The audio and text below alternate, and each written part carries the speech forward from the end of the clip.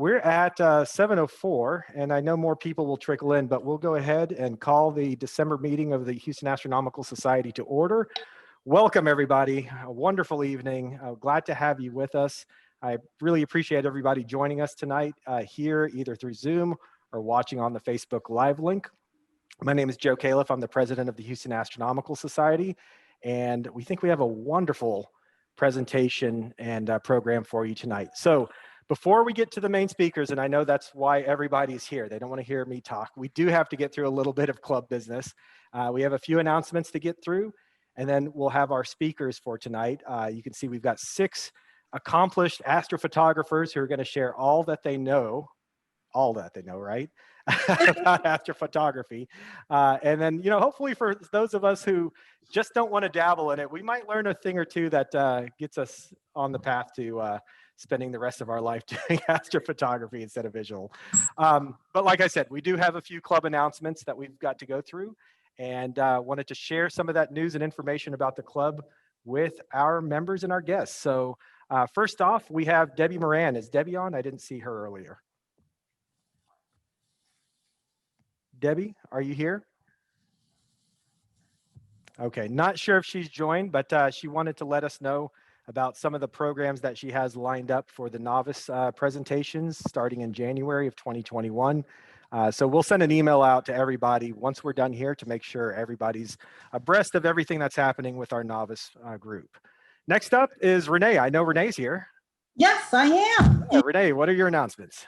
Okay, so the Shed Cafe, if you don't know, we've been doing this for the winter months, standard time on the 3rd quarter moon of each month. It's scheduled, you'll see it on the calendar tomorrow, December 5th. If the weather is good, and the way I tell the weather is good is if Stephen Jones is going to have his novice lab. So Renee, maybe I would like to jump in here, Renee, because maybe we should do my announcement first, because the weather for tomorrow is in fact crappy. So as of just a few moments ago, I have moved the novice lab to Sunday. Oh, yay! I'll be there. Cafe. Okay. Do you want me to continue? You know what? Go ahead, Stephen. We'll go back to Renee if that's okay with you, Renee. Sure. Just let me go here. Okay. Yeah. So Sunday, December 6th, this Sunday used to be scheduled for tomorrow, but it's scheduled for the next day now. Is I'm having one of my novice labs out at the dark side. We cannot because of COVID, we're not going to be able to do our usual thing where everybody kind of takes turns using my telescope. So bring your own equipment if you have it. If not, I can teach you some stuff just naked eye as well. But if you have binoculars, if you have a telescope, please bring it. We'll be kind of doing this with your own scopes this time. After the initial part of the presentation will be the same as usual. I'll give you I'll talk to you about sort of general sky mechanics and how to find your way around the sky, and give you a constellation tour, and then we'll kind of go to our own telescopes, and I'll kind of bounce around to kind of help you out with that. So that's this Sunday at the dark site. For more information, email me at stephenj@astronomyhouston.org. You can find it on the website as well. Just contact me for any more information you have about that and to get yourself registered for it. And if you have not taken the dark side orientation yet, I would advise you to do so. And I hope to see you guys out there on Sunday. And before I bounce it back to Renee for her to talk about what else is going on, the other thing that I wanted to talk about is my Visual Observing Special Interest Group, or VSIG. We're just kind of a subgroup within the club that we like to talk about visual observing. We have our own Zoom meetings where we don't have a speaker. We just get together and just talk about whatever related to visual observing we want to talk about. Our meetings are now scheduled for the Wednesday following the main meeting. So that's going to be next Wednesday at 7:30. I will be sending the Zoom link out for that on our VSIG email list server. So if you want to get on that email list server, email me, and I will get you on there, and I will get you that link. And that's all I got. If you have any more questions for me, like I said, shoot me an email, stephenj@astronomyhouston.org, and go Renee. Excellent. All right. So like he said, Sunday. And when you need to warm up your hands from trying to sketch stuff with your pencil and your paper, come on over, get a hot cuppa, and I'll say hi to you as long as you have a mask on. And if you don't, I'll sell you one, and we'll have some little treats there too. The next thing I have going on is I've gotten a few emails and a few nudges about bringing back the women's SIG, the WSIG. That's the one that started off our SIG groups again. And I don't have too much to say about that right now, just giving everyone a heads up. We will do something similar to what we've done in years past, except now it will be out at the dark site where it's nice and relatively safe. And we'll do the demos of telescopes and stuff like that. So the only problem I have is I'm going to have to go out and find out all you women out there. And if you just get back with me when I send the message out, I really appreciate it. It's been a lot of fun before, and I'm looking forward to Sarah Silver says, okay, so we'll have that next year. So happy holidays and bye. Excellent. Looking forward to it, Renee. Thank you. But you're not invited. I know. I'm going to try to sneak in. I'll maybe throw a wig on or something, because Okay. I've helped you with one of these women's SIG Yes, you meetings before, have. and Oh, well, it you looked must like a have been. blast. It was wonderful. Yeah, It absolutely. was fun. Thank you, Renee. Appreciate that. I All know. right. Mike Edstrom couldn't be here tonight, can't join us, but he did want me to remind you that we're at the end of the year, and now is the time to renew your membership. So great news, everybody. There are no changes to the dues for 2021. These are the due fees for sustaining regular associate and student members. Highly encourage you to renew online if you can. It makes it a lot easier for us. There is an additional $2 fee to cover PayPal charges, but it really saves us a lot of time, effort, headache, and whatnot if you can do that. So don't delay. Please, if you can, go ahead and at your earliest convenience, renew your membership. I am excited to say, and Renee, you correct me if I'm wrong, we're over 660 members for 2020 now. So astronomy is alive and kicking. It's doing really well in the Houston area. 63. 663. Okay. Hopefully we'll have more before the end of the year too. So get that done when you can. The other thing that I wanted to mention is, normally we have our meetings the first Friday of every month. And in January, the first Friday is January 1st. And I doubt many people want to spend their New Year's Day, getting ready for a meeting and things like that. So we're taking a look and seeing if we can make the change for our general meeting in January from January 1st to the following Friday on January 8th. And in order to do this, we have to have a member make a motion to move the meeting to January 8th, a second. We'll have some discussion and a vote. So that's something that we want to hopefully get somebody to chime in on, make a motion. I move that we change the meeting to January 8th. This is Craig Lamison. Oh, Craig Lamison, thank you. Is there a second? I second that motion. All right, Jessica and Bram, I heard second. Okay. It's been moved and seconded to move the January meeting to January 8th. Is there any discussion? No discussion. No discussion. Oh, I heard an Uh-oh. I said none. Oh, okay. All right. All in favor for moving the meeting to January 8th, 2021, say aye. Aye. Aye. All opposed, say Aye. nay. Aye. All right. The motion to move the meeting to January 8th, 2021 has been approved. Congratulations, everybody. You get an extra week between meetings. Thank you very much. The other thing I wanted to mention is next Thursday, December 10th, is our new member orientation. This will probably be the last one we have this year. So for those of you who are new members, new to the club, or for those of you who have been with the club for some time and want to learn about some of the other programs that we have to offer, go ahead and get registered here. It's at bit.ly, the bit.ly address, 3, lowercase o, lowercase b, capital Z, capital Y, lowercase o4. It is case sensitive, so I have to call that out. If you don't write that down and you want to join us and you can't remember what that link is, just send me an email, president@astronomyhouston.org, and I'll help you out. I'll send that link to you. But there's the link if you want to get registered for that. I've been trying to keep these things at about an hour because of all the great questions. We've been at around 2 hours, but everybody's had a great time, learned a lot about the club, the dark side, all the things that we have to offer. So looking forward to that on December 10th. And then lastly, we all know that 2020 has been a challenging year for everybody. Many organizations, I've gone ahead too far. Many organizations have been challenged to deal with the changes that the pandemic has brought to us. Some have struggled more than others, and I think that we're in the latter category. I think we've done okay, but we are an all-volunteer organization, and all of the leaders at H.A.S. have done a remarkable job, not only of keeping the club afloat, but really helping us thrive. So I'd like to call out 5 particular leaders at H.A.S. for their efforts in keeping us moving along as a club. First off, I'd like to recognize the service of Renee Gaddaly. When I knew I was going to run for president of the club this year, one of the areas I really wanted to focus on was member engagement from the get-go and making sure we were doing all we could to help our new members feel welcome from the moment they join. I knew our membership committee hadn't had the attention it needed the last few years, and when I thought about who I felt was best to help turn the ship around, one person kept coming to mind, and that was Renee Gaddaly.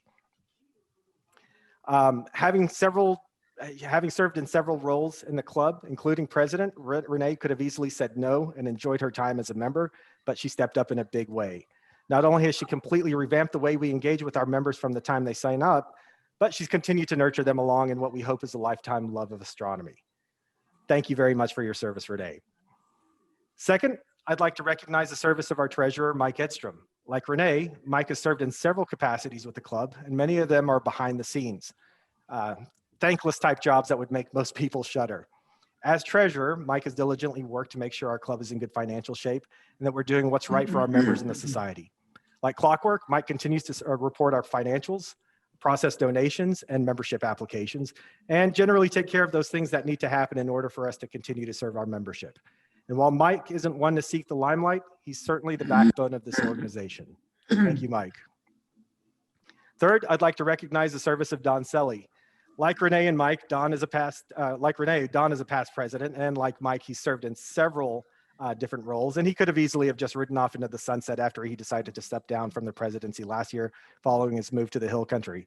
But Don, like Renee, has continued to serve the club as program chairperson, bringing us all the wonderful speakers we have at our meetings.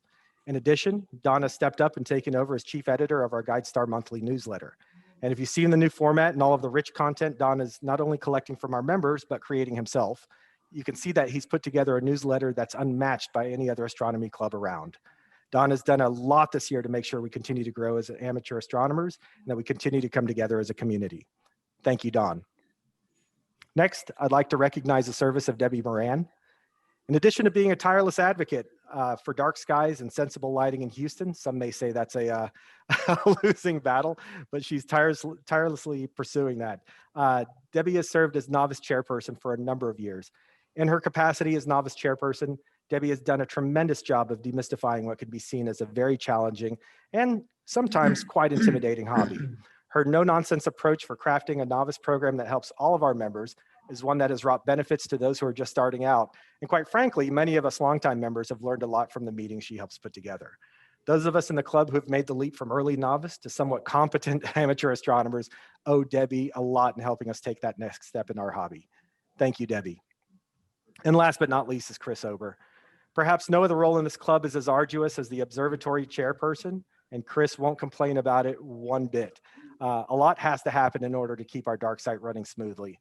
And with the growth of our club over the last several months, our dark site has seen its usage increase tremendously this year. Whereas in past years, you could have shown up on a prime night and seen a handful of people at the dark site. This year, we've had several nights where nearly every pad in our south field has had a member and their families or guests on them. I've maintained all along that our dark site is the second greatest asset our club has after our members, and Chris has done a magnificent job of making the dark site accessible and usable by all. All of the work that Chris and the rest of the observatory committee does often goes unseen by our members, but his and their efforts are reflected in the enjoyment of all of us who spend countless nights under the dark skies at our observing site. So it's my pleasure and honor to virtually present Renee Gaddaly, Mike Edstrom, Don Selly, Debbie Moran, and Chris Ober with the 2020 Houston Astronomical Society's President Award for Distinguished Service. Thank you all very much for everything you've done to the club. Amen. So I appreciate everybody who's volunteered with the club as well. We know we have other leaders who have volunteered countless hours and their time, and we're hoping that with 2021 we can get past COVID and start doing things like outreach again and giving them recognition as well for next year. But thank you all for everything that you do for the club and for all the members. All right, with that, last thing I wanted to mention before we move on here is we are having the great H.A.S. quiz of 2020. And so the easiest way to do this is if you have a smartphone, open up your camera app, you can scan that QR code, and you can do that right now and just kind of wait in the waiting room. I'll give everybody a second to do that. Or you can go to that website up at the top, www.menti.com, and use that code 4854149. Again, either scan that QR code or use that code up at the top, go to menti.com, 4854149. And sometime during, in between our presenters tonight, we're actually going to have the quiz. The quiz is going to have 10 questions. You have to answer the questions correctly to get points, but the speed in which you answer the questions also influence how many points you get. So the faster you answer, the more points you get. And one of the things that we're going to do for the winner tonight is give them a $50 gift card to Amazon. So yeah, I see the surprised look there, Bram. So if you get a chance, go ahead and log on if you can right now. We'll also give everybody a chance when we get to the quiz itself, but that's something that we have coming up tonight. So looking forward to that. Now, without further ado, I would like to pass the ball over to our program chairperson, Mr. Don Selly, who's going to introduce us to our program for tonight. Don.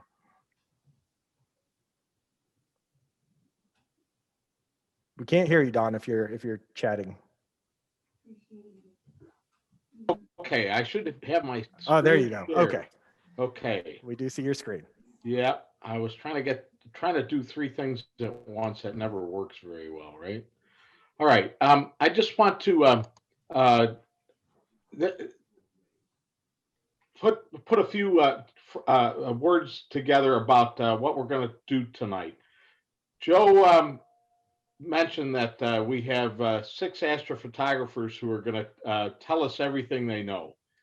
The caveat on that was when I asked them to do it, I told them, you have to do it in 15 minutes. So either they're going to talk really fast or they're going to kind of give you a rough idea of what's going on. And we'll start a long-term dialogue that at H.A.S. that I think will benefit everybody involved. And I'm also going to making a shameless plug for myself. I probably will be doing a presentation on taking nightscape photography later on in the year, and this is one of the recent ones I've done. Okay, so next slide. Come on, there we go. So what are we trying to accomplish tonight? In past December meetings, we've had a potluck, and last couple of years we've actually had an astrophoto contest. And the whole idea was to get our members to know a little bit more about our astrophotographers and what they're capable of. So the fact that we can't do a face-to-face meeting tonight, I thought, why not get ask for volunteers? And the 6 gentlemen who are going to talk to you tonight have all volunteered to do this, and I didn't even have to twist their arms at all. We're going to introduce you to them.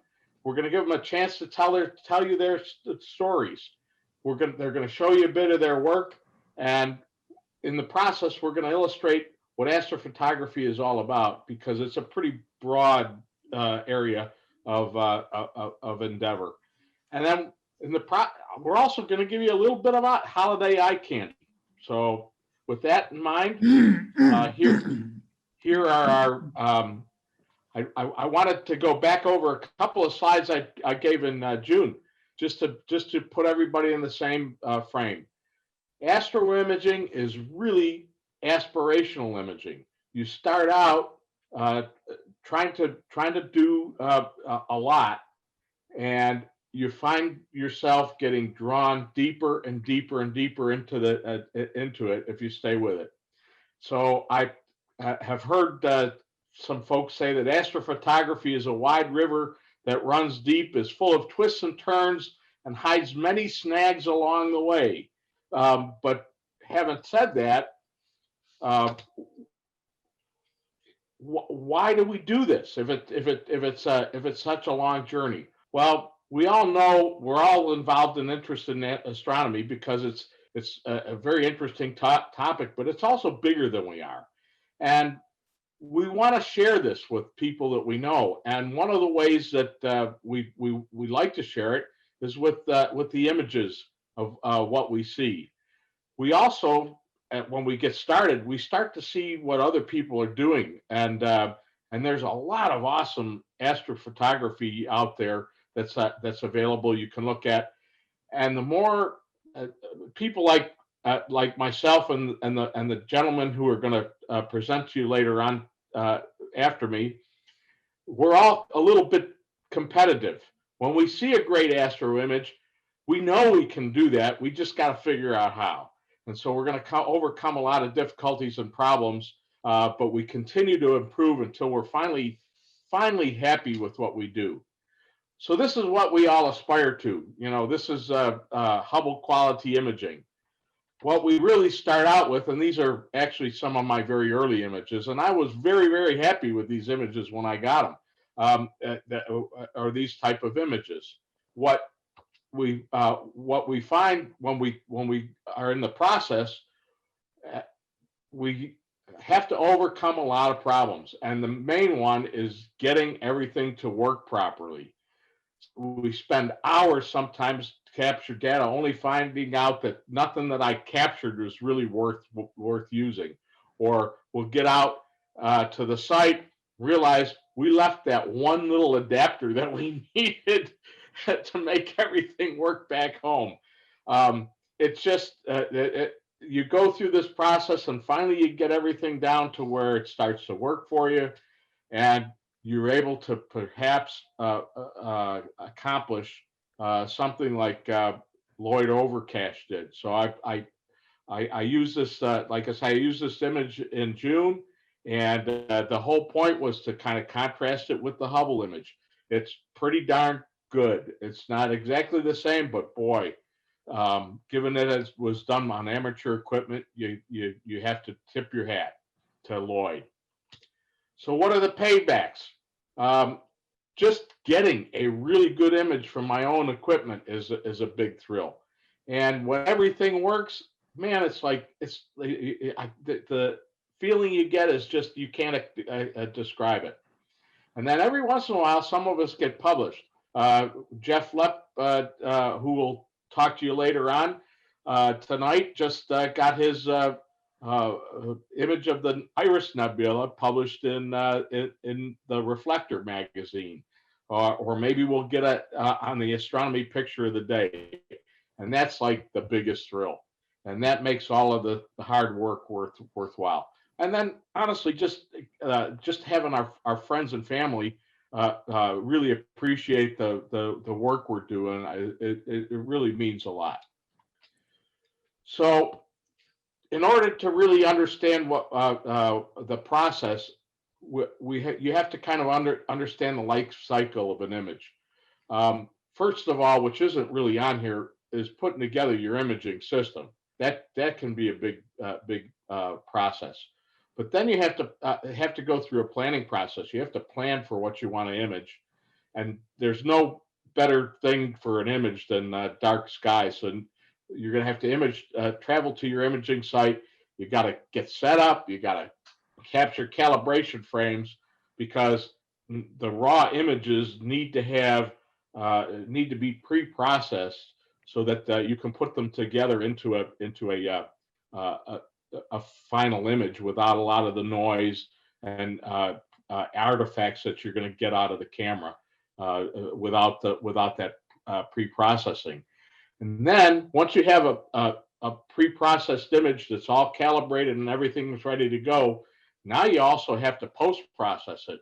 And what most people don't appreciate until they really get into it, that this actually takes at least as much time to do the post-processing to get a really fine image. It takes almost as much time as it does for you to capture the image in the first place. And a lot of times it's considerably more. And then the part we all really like is you print or you publish or you share it on Facebook, show your friends and family, and you soak in the compliments. That's what it's all about. So I'm going to leave it there, other than to finish my plug for how to get started in doing nightscape photography. Presentation to be date to be determined, and I'll show you how I managed to capture and put together nightscape panoramas like this one, and these two, which I got this September at Arches National Park. And in fact, both of these were taken from almost exactly the same position.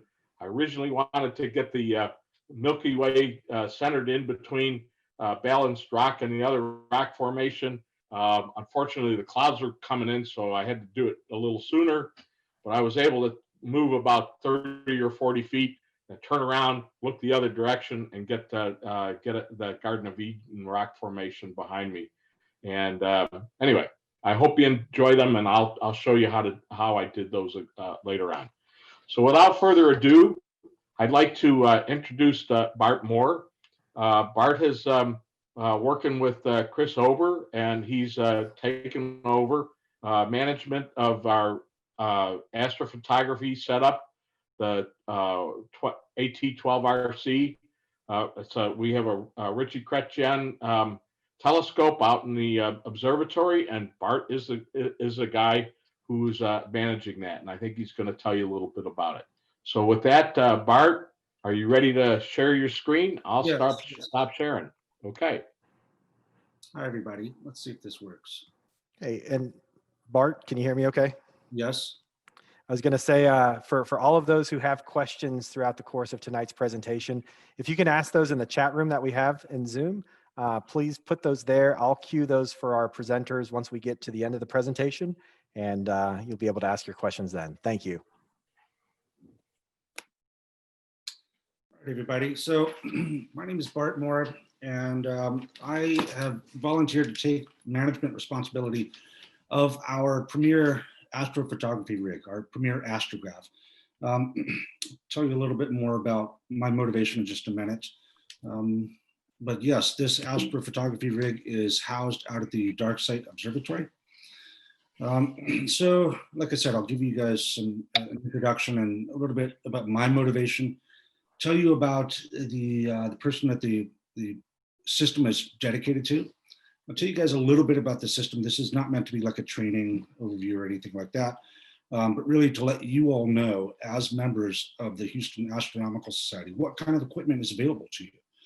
Then we'll talk about the training requirements, and I'll take any questions you guys have. So a little bit about me. I'm a scientist. I work at Rice University. I'm a graduate of the Space Academy, right? So you could call me a space cadet, I suppose. I'm also a photographer, and that's really what brings me to the Astronomical Society. In fact, it was the eclipse in 2017, just before the big hurricane. I traveled to Kentucky to photograph this eclipse and really put a lot of work into it using my standard equipment. Used a computer-controlled system and so on. However, what I learned after having acquired the imagery was how difficult it is to actually perform the post-processing. And I really got into it. I enjoyed it. You can see the photographs that I've generated here. And at that point, I started looking at what it would take to get some serious equipment so I could do some deep sky observing, deep sky imagery.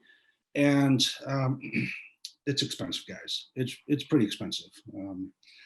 You know, Don was saying that astrophotography is like a river. It's deep and wide with lots of twists and turns. Yeah, it's also a very expensive river. Okay.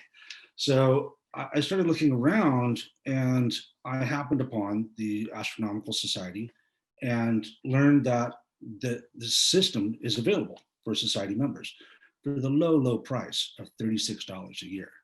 And quite a bit of training and work to get access to the system.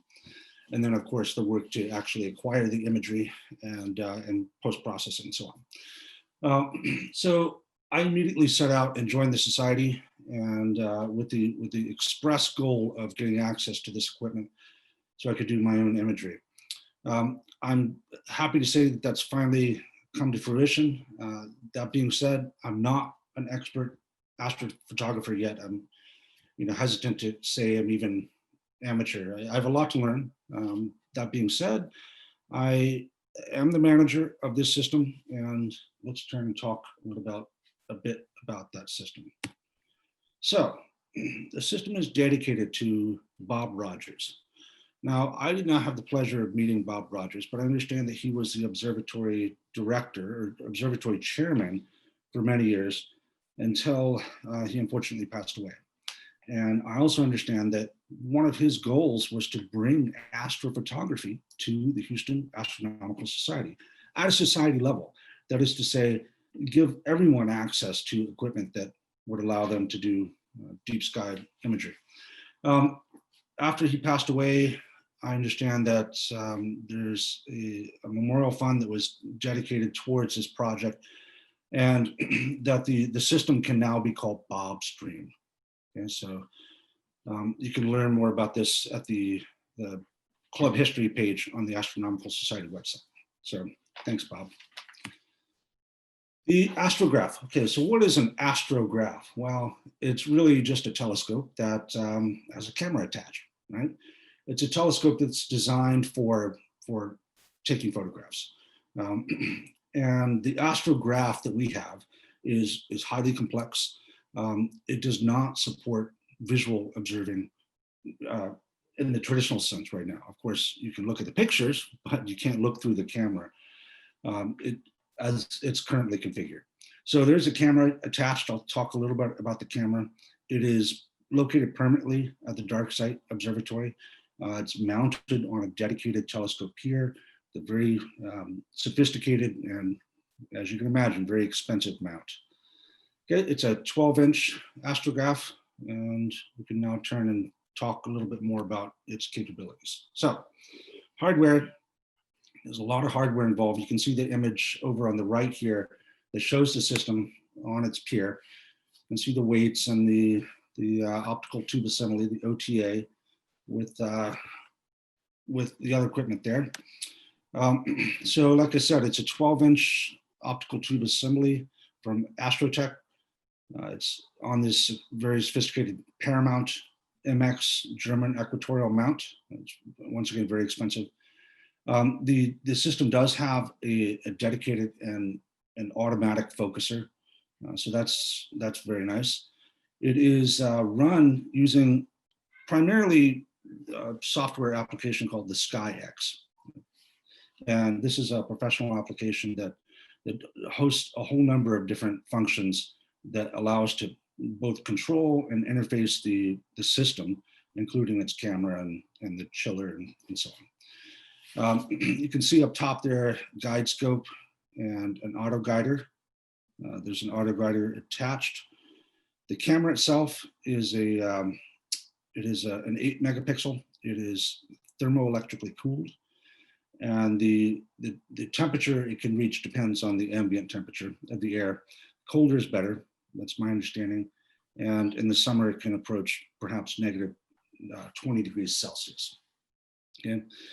The system has a pretty narrow field of view. It's not exactly for taking broad field of view images of the night sky. That being said, it is possible to take panoramic images and stitch those together. So the minimum angle of observing is limited based on the positioning of the pier and the walls of the observatory. The OTA is this Astrotech. It does have, you can see there, a flexible dew shield, and that can be nice, especially if you're out there late at night trying to take photos and fog or dew rolls in.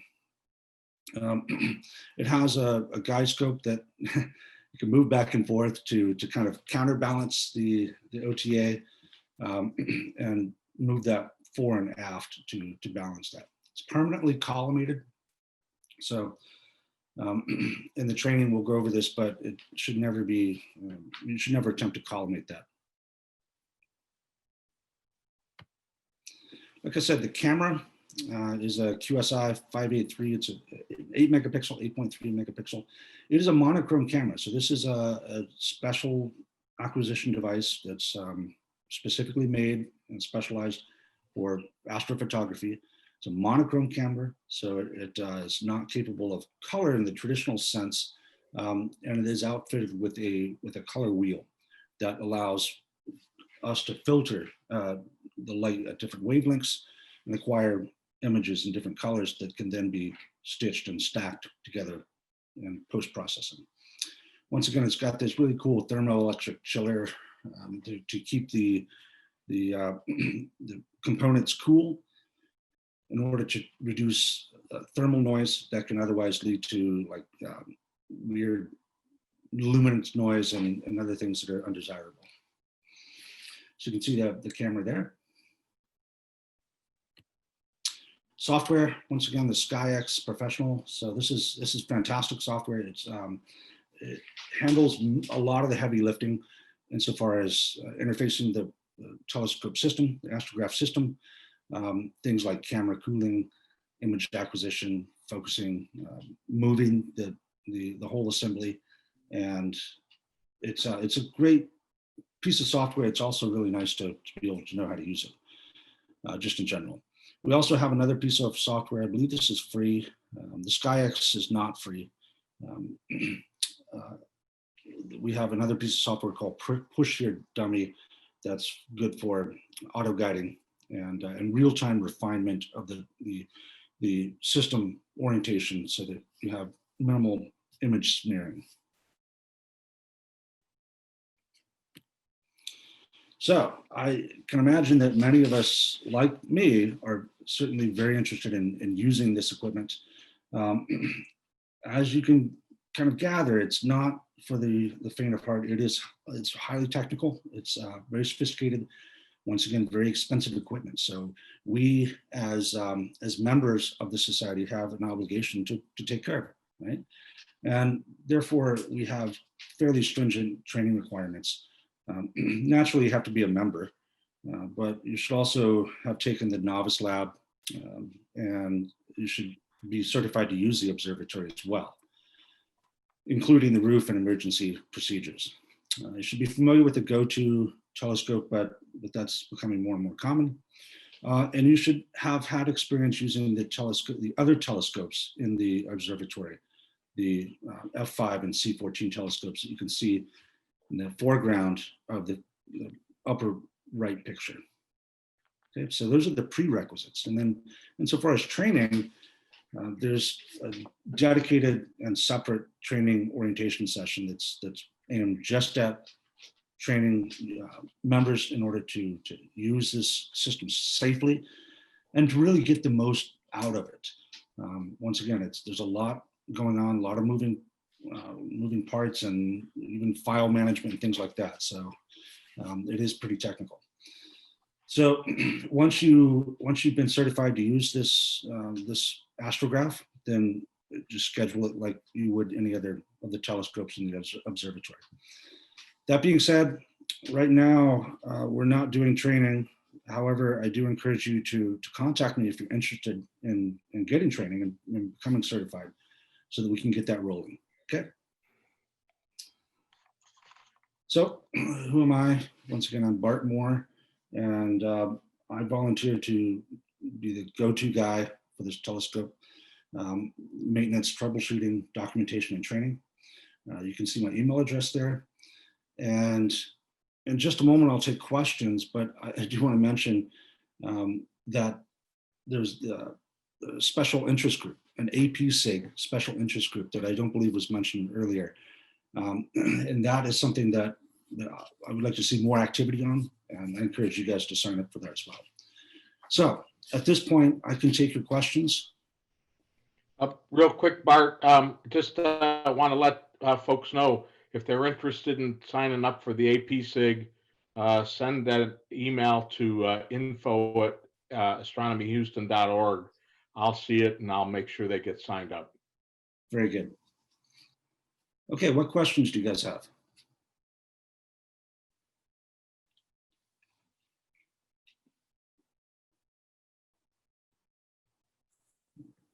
So there's something in chat here. So, given that I'm fairly new to this, I don't have a lot of eye candy for you guys yet, but maybe some of the other presenters do. So, I have a question, Bart. Good. How did we acquire this equipment, and who paid for it? Yeah, great question. Other people may have more information than I do. However, it's my understanding that this was really a motivation of Bob Rogers, or sort of motivated in his memory, and that donations were required for this express purpose. Okay. Yeah, go ahead. I can add a little detail to that, Kent.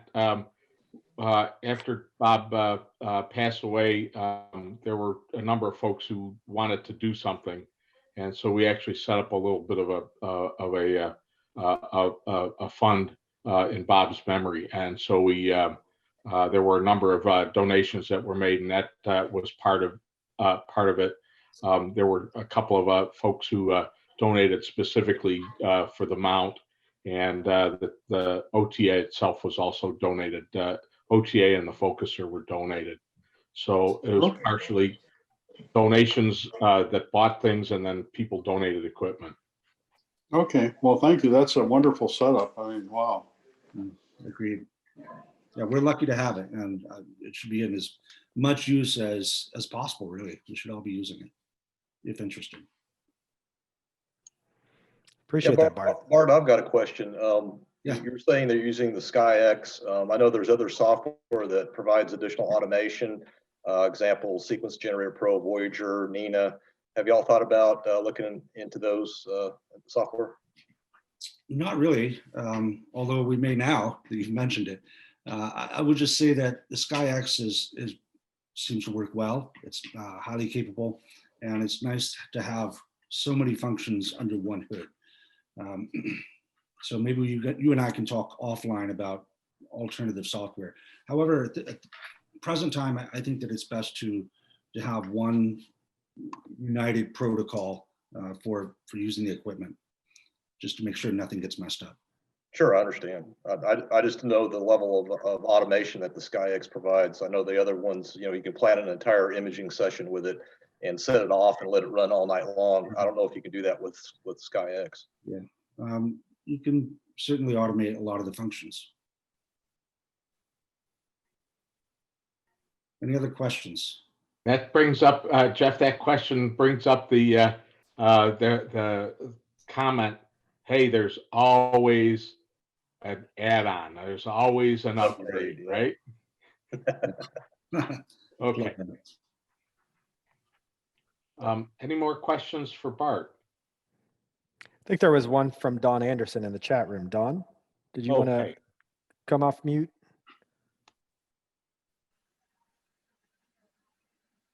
If not, she had asked, how much experience in astrophotography would you suggest prior to joining that group? And perhaps using that, yeah. That's a good question. And I would say that given that, to the best of my understanding, the society doesn't have a lot of sort of intermediate alternatives.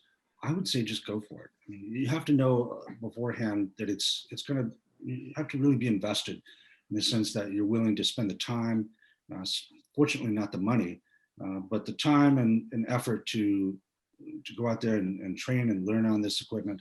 And then, as Don mentioned earlier, post-processing can take a lot of time, and it is quite kind of a chore to do the kind of post-processing and image stocking that other people can tell you more about. but it's non-trivial. And so you may find that if you can afford something else, that you can get a smaller webcam type setup. This is a pretty serious system. And then one last question, I think, and then what we'll do, if you guys don't mind, we can queue the rest of the questions up for after the presentations are over, so that we can get to some of our other speakers. But the question was from Craig Shine. Craig, do you want to come off mute and ask?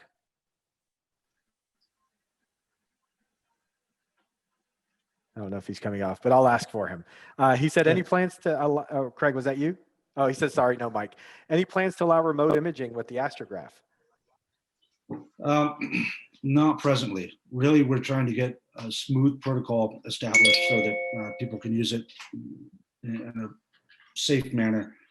That being said, certainly, remote acquisition is attractive. The dark side's pretty far away from many of us, but the answer is no, not at the present time. The big issue is getting automated, getting the roof automated, for those that aren't aware, we had a major issue with the roof control system cratered, and it had us down for a while. So we actually are in a position where that's possible now. Previously, it wasn't, but it's certainly something that we might consider down the road. I will mention that if that's something you're interested in, there are commercial outfits that do remote acquisition, and I've heard great things about them. Maybe somebody else could tell us more about that. Well, I think, Bart, you dispelled the myths of this being expensive, because for the price of $36 a year, you can get involved in astrophotography with some pretty serious equipment, right? I've gotten so much value out of this membership, even beyond access to the equipment. I really thank you guys for all your help. We appreciate what you do. Thank you. All right, I'd like to introduce our next speaker is Chris Morrisette. And I just want to make the comment up front that after I made the presentation in June about I have this telescope, I want to do astrophotography. Chris was very he was very forward in asking me, can I see the presentation? Can you answer these questions for me? He's really motivated to get more and more involved in astrophotography. So Chris is just beginning, and I want to make sure you all understand. I think it's great the way Chris is approaching this. The best way to do is raise your hand, ask questions, be part of the AP SIG, and people will take time and help you. So without further ado, Chris, I would appreciate it if you would take over and show us your stuff. I will do that. Thank you. Can we all see my screen? We can, yes. Can you hear me? We can. Yes, you can hear me. Excellent. Well, thanks for allowing me to present tonight. My name is Chris Morissette. I joined H.A.S. in January of this year. And before October of 2019, I had no knowledge of astrophotography and very little interest in astronomy. So I have come a long way. Let's see if I can get the next slide to come up. Bear with me. Okay. Any tricks to getting the slides to advance? Try this. No. Shoot. Might want to click on the screen itself and see if that. All right, that's a good idea. And then try to advance it there. There we go. There. Thank you very much. All right, so what I'm going to share with you tonight is, why I got started, and then how I got started. Talk about the kit that I used to take my first set of images, discuss the results, show you the results, and then wrap up with some challenges and learnings that I experienced over the course of this year. So why I got started, my son gave me this gift certificate for my 60th birthday in early 2019. And some of you might be asking, well, gee, how can a 12-year-old boy afford to take you to Big Bend?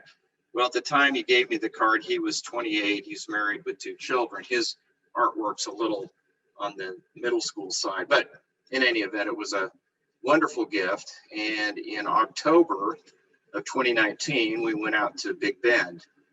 He told me beforehand he had been out there with some friends, and they said that the night sky was spectacular. You could see the Milky Way, more stars than you could see anywhere else around. So he said, why don't you prepare for something like that? So I had a Nikon DSLR camera, and I bought a lens that would open up a big aperture, went down to an f1.8, f-stop 1.8, bought a lightweight tripod, and he and I headed out to Big Bend.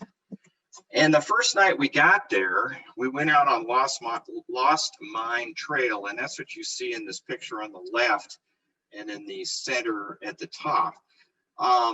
Now, if you compare these photos to what Don showed you earlier of his work, or what you would see on Instagram, I think you could say this is fair, this is ordinary work. However, this is probably the most unique and spectacular set of photographs that I had taken to date. So I was extremely excited.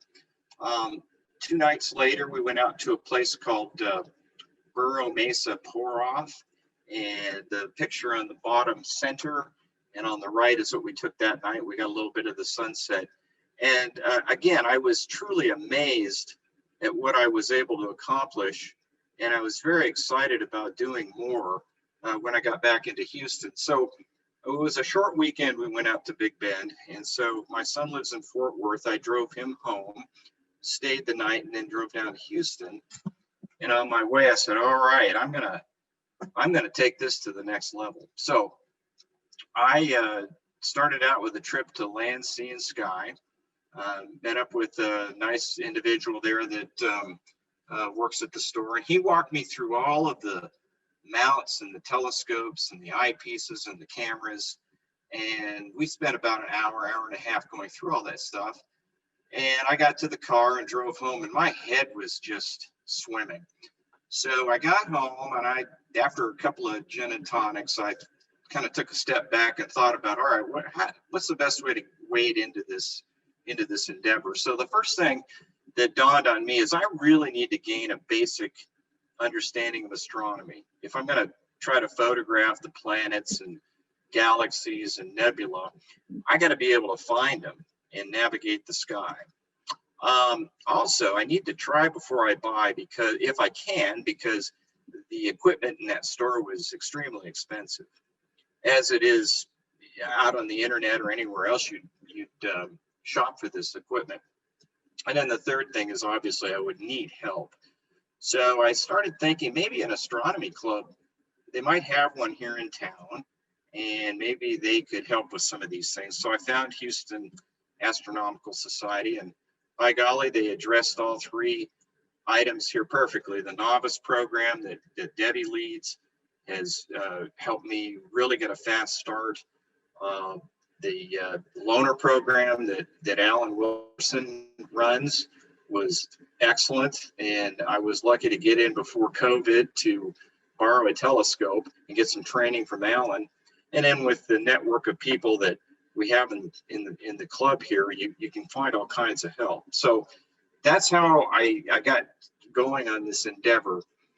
The kit that I put together is as follows. So this is the telescope that I borrowed from the loaner program. It's a 6-inch diameter by about 1,200 millimeter focal length telescope. It's a reflector.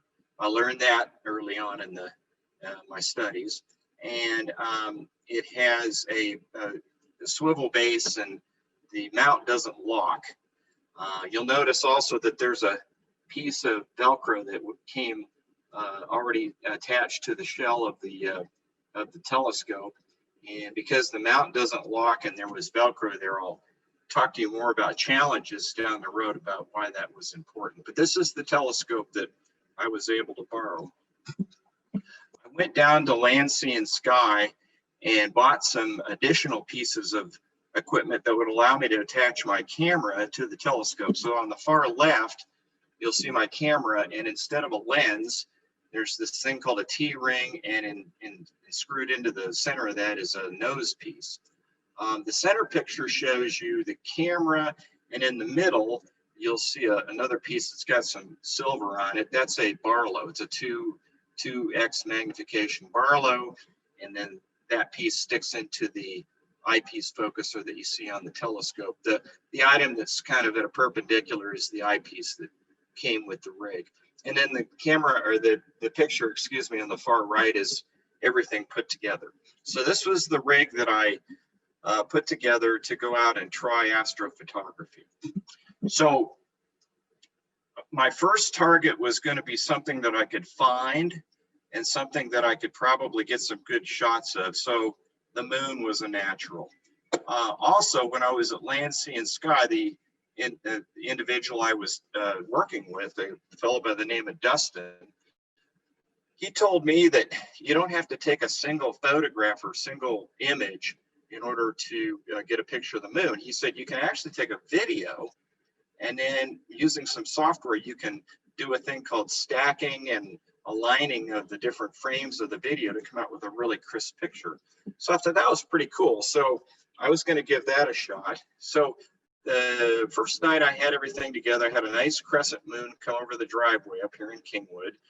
And this is what I saw in the viewfinder of my camera. And I got it focused as best I could. And then I hit the video button, and this is what I saw. I saw the picture of the moon floating through that video finder, and I had the same sense of exhilaration and excitement that I had over in Big Bend. I mean, I just could not believe on the first night out, I was able to get that.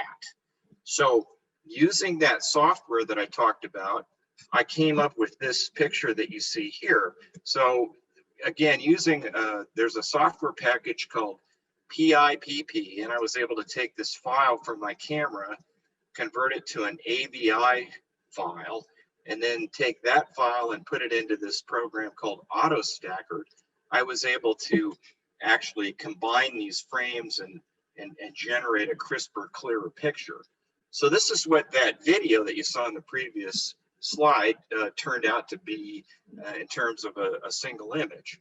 And it's got some rough spots on it, but you know, it's not bad for a first shot. And this is the Sea of Christ is kind of on the, I call it the east side or the right side of the moon, as the moon is beginning to wax, or the shadows are beginning to come off the new moon and reveal the rest of the moon.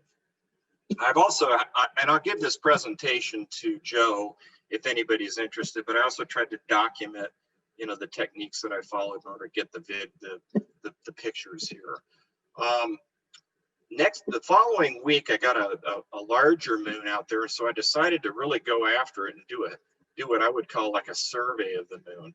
So here are some of the shots that I got the following week. This one here was of the southern or lower hemisphere of the moon.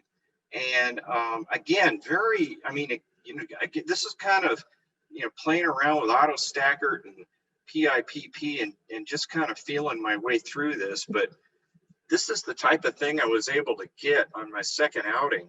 And I was, again, really amazed with, you know, the detail that you could get here.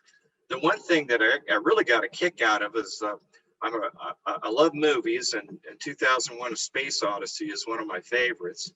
And Clavius is the big crater that you see down here on the bottom. It was the moon base in the movie, and Tycho is where they found the monolith. So I thought that was really cool. Again, on the same night, I was able to capture the kind of the northwest portion of the moon, where the Sea of Showers is. I guess it's Mare Imbrium. I'm not sure if I'm pronouncing that right, but the thing that I really enjoyed about this picture is there are a lot of neat craters and detail that you can see here. Mountain ranges, Plato up in the top of the picture, Copernicus down at the bottom, and all the other associated craters. It was really a neat photo to capture. A week later, I went out and got a waning picture of the moon, and this showed the Sea of Crisis and Sea of Tranquility in pretty amazing detail. I mean, it was really, to me, it was really exciting to get this kind of picture with the equipment that I had and the you know, and the short amount of study that I put into it. But the one thing I want to point out here, when I was taking the first two sets of photos where the moon was waxing, I was actually out on my driveway, and I discovered when it was waning that, you know, the path of the moon had totally changed, and I actually had to go out in the front yard and set up on my walkway to do this. So a little bit of planning kind of factored into the position of where I was going to, you know, take these images. Later in the month, you know, all those previous images were with a Barlow lens, which magnifies the image, and I wanted to get a fuller picture of the moon. After doing some looking online and talking to some people, in order to do this right, I really had to move the mirror in the telescope up in order to get the image to come out right in my camera. And I wasn't going to do that because that was a borrowed scope. But I did find a video on YouTube where they had a device that was similar in shape and size of a Barlow, but it didn't have a lens in it. And what you could do is you could put the eyepiece in there and take the little rubber lip off and then put the camera in that way. This turned out okay, but you'll notice some distortion up on the top and the bottom. And that's because you don't really have a tight coupling of the camera, but other parts of it came out fairly sharp. I then put the Barlow back in and took some images. And the thing I wanted to talk about with these images is I talked about using AutoStacker, and I tried to do the same thing with AutoStacker here, but I was not having success. I was getting duplicate craters and things of that nature. So the images weren't coming out right, but I thought, hey, why not just go into PIPP and extract a clear frame and then use that as your picture. And that's what I did here. And it was a neat workaround, and I actually kind of like the look and feel. It's a softer feel than what you see with AutoStacker, but you still get a lot of great detail. So just kind of a experience that I ran into, kind of a pleasant surprise, kind of experiment that I did that you kind of learn on the journey. Now, the next couple of pictures I'm going to show you, I brought them into the presentation, not because they're outstanding quality or blow away, you know, Nat Geographic quality images, but rather because I was able to find Jupiter and find Saturn and get an image that you could discern as Jupiter and Saturn. So that's the motivation behind sharing this one with you. So here's Jupiter, and what I had to do in order to get this picture is I couldn't attach the camera directly to the telescope because I couldn't get enough light into my camera to see anything on my viewfinder. And I got to see something on my viewfinder because I got to do some kind of a focus and then hit the video record. What I did instead is I put the Barlow and the eyepiece in, and then I put my camera with that night lens that I used out at Big Bend on a tripod, and I twisted and contorted the tripod to allow me to stick the lens onto the eyepiece. And you can imagine it's very clumsy, but I was able to capture some video and then use AutoStacker to get a clear image. And you can see from this photo that you can discern the bands around Jupiter. And I was able to actually pick out one of the moons, Io, that was orbiting the planet. I tried to get the others, but I couldn't capture them in the video that I was putting together. So it was exciting for me because, hey, I found Jupiter. That was a big victory. And then being able to image it was with the kit that I had was even cooler. Now this next one's Saturn, and I hope you can see it on the video screen on your computers. Again, not impressive, not blow away. There are images of Saturn that people in our club have done that are just spectacular. This, however, is something that I was able to capture, and I was able to discern the rings around Saturn, again, with the kit that I had, using that method of having the camera on the tripod next to the eyepiece. And again, I show you this because what I was trying to do is challenge myself to get, images that were beyond the moon and kind of, push the limits of the kit, so to speak.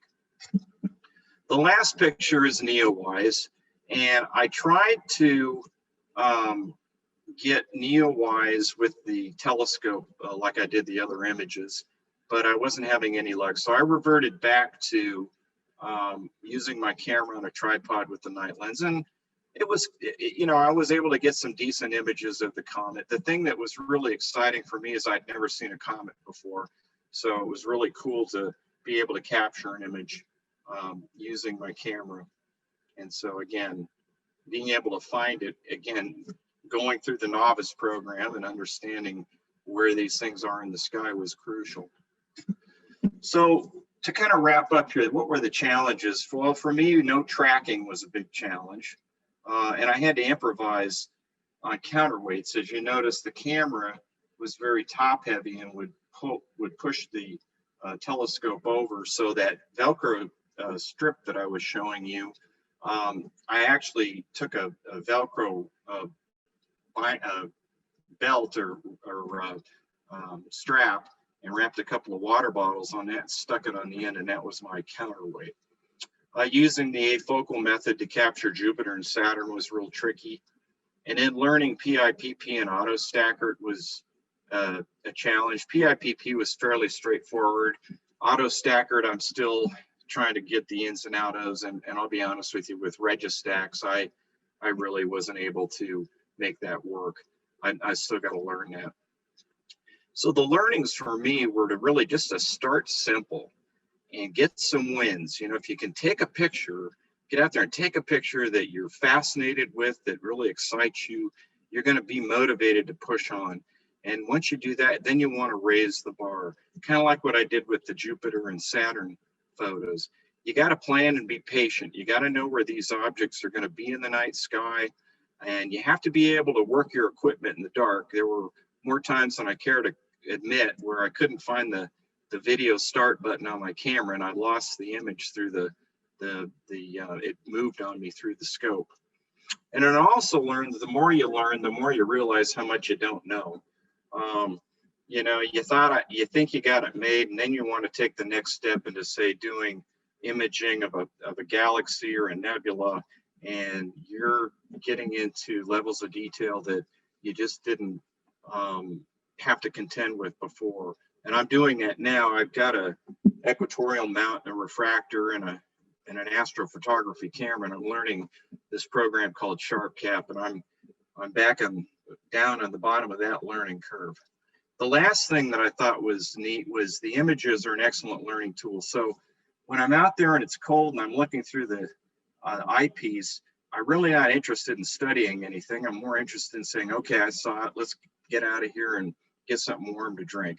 But when you take the images, then the next day you're studying those, you really begin to ask yourself, well, gee, what is that crater? What are those mountain ranges? Where did Apollo 11 land? That kind of stuff. So that was neat for me because it kind of tied it back to, astronomy as a science and as an observation exercise. The last thing I'll say is if you've got any questions, if you're thinking about getting into this, by all means, shoot me an email.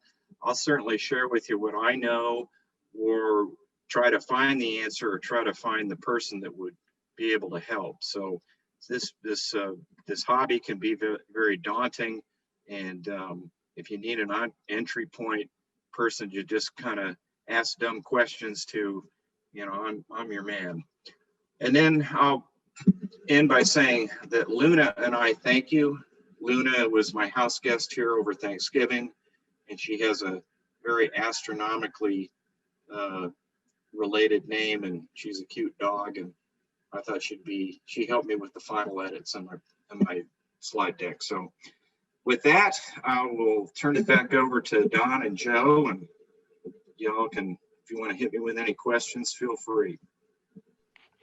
All right, there was a bit of discussion on the chat line about where to find the different applications online, and if anybody has any questions for Chris, let me speak up, unmute yourself, and ask your question. All right. Well, I think you were very clear, Chris. And thank you very much for sharing your experience with us. Next up is Jeff Lepp. Jeff, I'll let you introduce yourself, but Jeff's been at this Astro Imaging game for a while. Over to you. Let me first get my presentation going here and my introductions in there. So my name's Jeff Lepp, and let's see if I can figure out how to make my slide advance. Like, there we go. A little bit about myself. I'm from New Braunfels, Texas. I got a degree in computer science from Southwest Texas State University, the university formerly known as Southwest Texas State University. It's now been renamed to Texas State. I'm not sure how I feel about that, but I've been a software developer in the Houston area for 32 years, mainly in the oil and gas and now the food service industry. I'm not new to astronomy. I've been an FBAC member since 2013, former two-term vice president, with David Haviland being the president during my terms. He'll be speaking next. And I am a new H.A.S member. And yes, I admit I did join for your dark side, but I found out that I got so much more with my membership. So I've attended many of these online meetings, and also had a chance to meet a lot of nice people, new friends at the dark side, as well as see some of my old friends out there who were also members of FBAC. So. Actually, first I wanted to say how impressed I was with Chris's presentation. And I actually started very similar to the way Chris started. And I went down to land, sea, and sky, and I bought a Dob in 2011.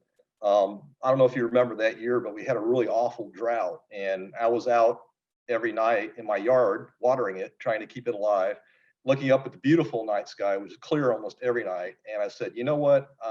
I'm going to get a real telescope. I took a class in college, astronomy class in college. So I always had an interest in astronomy, but I never really got into it. So I went down to land, sea, and sky, and I was looking to get a 6-inch Dob, and I think it was Darren upsold me to an 8-inch Dob, and I thank him every day for it, because with the 8-inch you can just collect so much more light, and I can see much more detail with it. So I started out visually observing, and basically, found everything I could from my backyard, and I got this idea, hey, I can stick my iPhone, which you see in the picture here, at that time it was an iPhone 4. There's a little clamp thing I bought for it through Orion, clamped it to my eyepiece, stuck it on my Dob, and lo and behold, took a picture of the moon. And so that's kind of how I got started, as well as imaging through my Dob. I actually, when the Venus transit occurred, I bought a solar filter and imaged the Venus transit, and I was excited. And then I was, capturing Jupiter and so forth, just like the way Chris did. And I said, but there's got to be a better way, because I don't have tracking. I need to have some kind of tracking. So what I did was, the next step was I built an equatorial platform. Are you watching, Chris? So I basically created my own tracking for my Dob. Now, I went into this thinking that, okay, I'm building this myself. I'm not really mechanically inclined. I went on the internet, found a few plans here and there. It took me about 3 months to build this thing. And I said, if it tracks well enough for visual, I'm happy with it. If I can do astrophotography with it, I'll be really happy. And so I got a Canon camera. And Chris mentioned the idea of not being able to achieve focus unless you move your mirror up. So I actually did that. What you do is you get longer collimation bolts, and you move the mirror up, and I was actually able to achieve prime focus with it, so that I could actually image what I was really after, was deep sky objects. I did planets and did the registacks and stacking like what he did, but then I was like, the holy grail is deep sky objects. So to my surprise, the equatorial platform actually tracked well enough to get 8 or 10 seconds exposures at 1200 millimeter focal length, which is pretty darn good actually. So I was quite impressed. So the image on the right, Orion Nebula, of course, everybody, that's the first image they do, was able to get 18 8-second exposures and stack them with Deep Sky Stacker and processed it in Star Tools. And it came out pretty nice. But in doing this, I learned that it took a Herculean effort to polar align an equatorial platform. It literally would take like 2 hours and doing star drifts and nudging the platform one way, nudging it the next, raising it, lowering it. So it was a bit of a pain. So went on cloudy nights, and everybody was recommending that the next step was to get a small refractor and a German equatorial mount, which is what I did. So I bought a Celestron AVX German equatorial mount, a Astrotech 72 millimeter refractor, put my Canon camera on it, and then did that unguided for a while, and then went into guiding. And so you can see I have a guide scope and a little guide camera. And I actually used that little guide camera up until this year when it finally started acting up on me, and I had to get a new one. But so this is my first real setup. And so an example picture I took here is the Horsehead Nebula. I took this at the George Observatory, 4-minute exposures, 38 of them. And this is probably one of my better photos that I took with this particular setup here. So of course, as Don says, you go through a series of upgrades and upgrades and upgrades. So I'm not going to go through all those because I don't have time for that. So I'm just going to fast forward to what I have today, the setup that I have eventually evolved to since 2011. So the first of all, the big upgrade was the mount. I went from an AVX to an Astrophysics Mach 1 GTO mount. That's pretty much going from like a Volkswagen to a Maserati, essentially. It's the equivalent of that. It's very high precision instrument, tracks extremely well.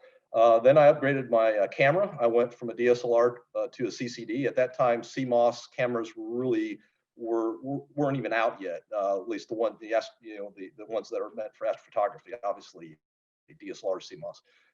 But the ones that are out today weren't available then. So I bought a CCD camera, which is an S-Big 8300 monochrome. Okay. And then I have a filter wheel here, which you can probably see better in this picture. Since it's a monochrome camera, I need filters. I think Bart showed you that in the pictures that, from the H.A.S. observatory. So this is my filter wheel, 7 position. I have color filters and I have narrow band filters in there. My guide camera I did replace this year. This is this little blue one here. This is also a QHY. It's just a more modern version of it. So I upgraded that. Now, I don't have a guide scope. What I'm doing here is I'm using off-axis guiding. So there's a little pick-off prism that picks off light from the main image and redirects it up 90 degrees to this little guide camera here. So I've actually got 2 cameras that are going through the same scope. Okay, the scope is a Takahashi FSQ 106. I got that a couple years ago from Land, Sea, and Sky. So I went back to Land, Sea, and Sky, bought a new telescope. So this is pretty much, it's a top of the line astrograph for a small refractor like this. So it has a Petzval design, which is really cool because when you're doing astrophotography, you have to actually flatten the image or flatten the light coming out of there. And this is pre-flattened, so I didn't have to buy a flattener, and I also didn't have to worry about getting it to some exact distance behind the flattener and that kind of stuff with the Petzval design. So that makes it kind of nice. And then this year, the big upgrade was the focuser. So this is the Moonlight Nightcrawler focuser, which is a high precision motorized focuser, also with an auto rotator. An auto rotator is a bit of a luxury, but it is kind of nice because I can take an image and then 6 months or a year later, go and take more data for the same image and get the exact same angle. Not just the framing of it. I have software that frames it, PlateSolve frames it, but the exact same angle that I had before. So it's a really nice feature to have. Now the cost of that focuser was about half the cost of the actual Takahashi telescope, so it's not cheap. But it's improved my autofocus, and I did have some other issues with the stock focuser, with some sagging and that kind of stuff. Generally with stock focusers on scopes, most astrophotographers end up replacing the stock focusers anyway. So I eventually did that this year. So So that's my current setup. You can see that I'm set up here at the H.A.S. dark site. My pickup truck, pretty much the bed of this pickup truck is literally full of my equipment. That's how much equipment I've got. I've got Pelican cases and all sorts of things. So I've got a mobile setup, but I'm not off the grid yet. I still require AC power. And then here I'm in Los Maples, where I had went there on a little vacation, and I was looking forward to multiple nights of imaging, but I had one night of imaging, but it was an incredible night. So it's a Bortle 3, I believe. So it's a little bit darker than the H.A.S. dark site, and it was just absolutely gorgeous. So I took 11 photos this year, 11 images this year, and I'm actually only going to show 3 of them for sake of time. But this is one of the images that I took this year. So this is the Trifid Nebula, and so as Don was saying, I'm doing Widefield here, so you can kind of see that this is Widefield. The actual field of view is about 2 degrees wide by about a little less than 1.5 tall. And so the Trifid only takes up a smaller part of that, and so you can see the Milky Way stars around it, and then M21's up here, this whole star cluster. So that's kind of neat. Okay. The camera I took this with was the ZWO ASI 294 MC. So I bought that a few years back. It's a color camera, and since I got out of DSLRs, I've been doing mainly monochrome imaging. I have 2 monochrome cameras, and then I bought this color camera here just because I thought, hey, it might be fun to get back into color imaging again. And this is a really highly sensitive camera. The exposures were only 2 minutes long. Each sub-exposure was 2 minutes long, but I have combined stacked a total of 2.4 hours in here. So I took this in May, entirely at the dark side. Now, one of the things, my telescope has a fairly low focal length of 530 millimeters, but there are tricks that you can do to actually get a closer up shot of this. So this is essentially a crop of the previous photo to give you a more close-up view of the image, like you would see in a higher focal length telescope. And normally when you do this, you can see a whole bunch of artifacts, all the little mistakes you've got in your processing and so forth when you do the cropping. So you have to have a pretty clean image to be able to do this. But there's another trick, and that's called drizzle. And what drizzle is it's a processing thing that you do that actually increases the resolution of your image. And of course, there's limits to it, and you can go like 2 times, 3 times, 4 times, but the higher you go, the worse it gets. But this is just 2x. So this is 2 times the actual resolution of my camera itself. My camera has, in imaging, people say, well, what is the magnification of your camera? Well, there's really no such thing as magnification when you're talking about astrophotography. We talk in terms of image scale, and essentially arc seconds per pixel. How many arc seconds does each one of your pixels cover in the night sky? And so with this camera at its native is about 1.8 arc seconds per pixel. But with the drizzle, this is 2x drizzle, it increases that magnification to about 0.9 arc seconds per pixel. So now you don't get really the full benefit of that, but it gets you close, which is kind of neat. But in order to use drizzle, however, you have to use an actual image capture technique called dithering, okay?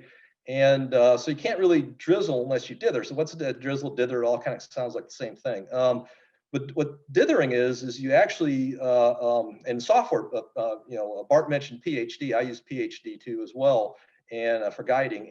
And you can use the guiding software to do the dithering, and it actually slightly moves the image between each frame.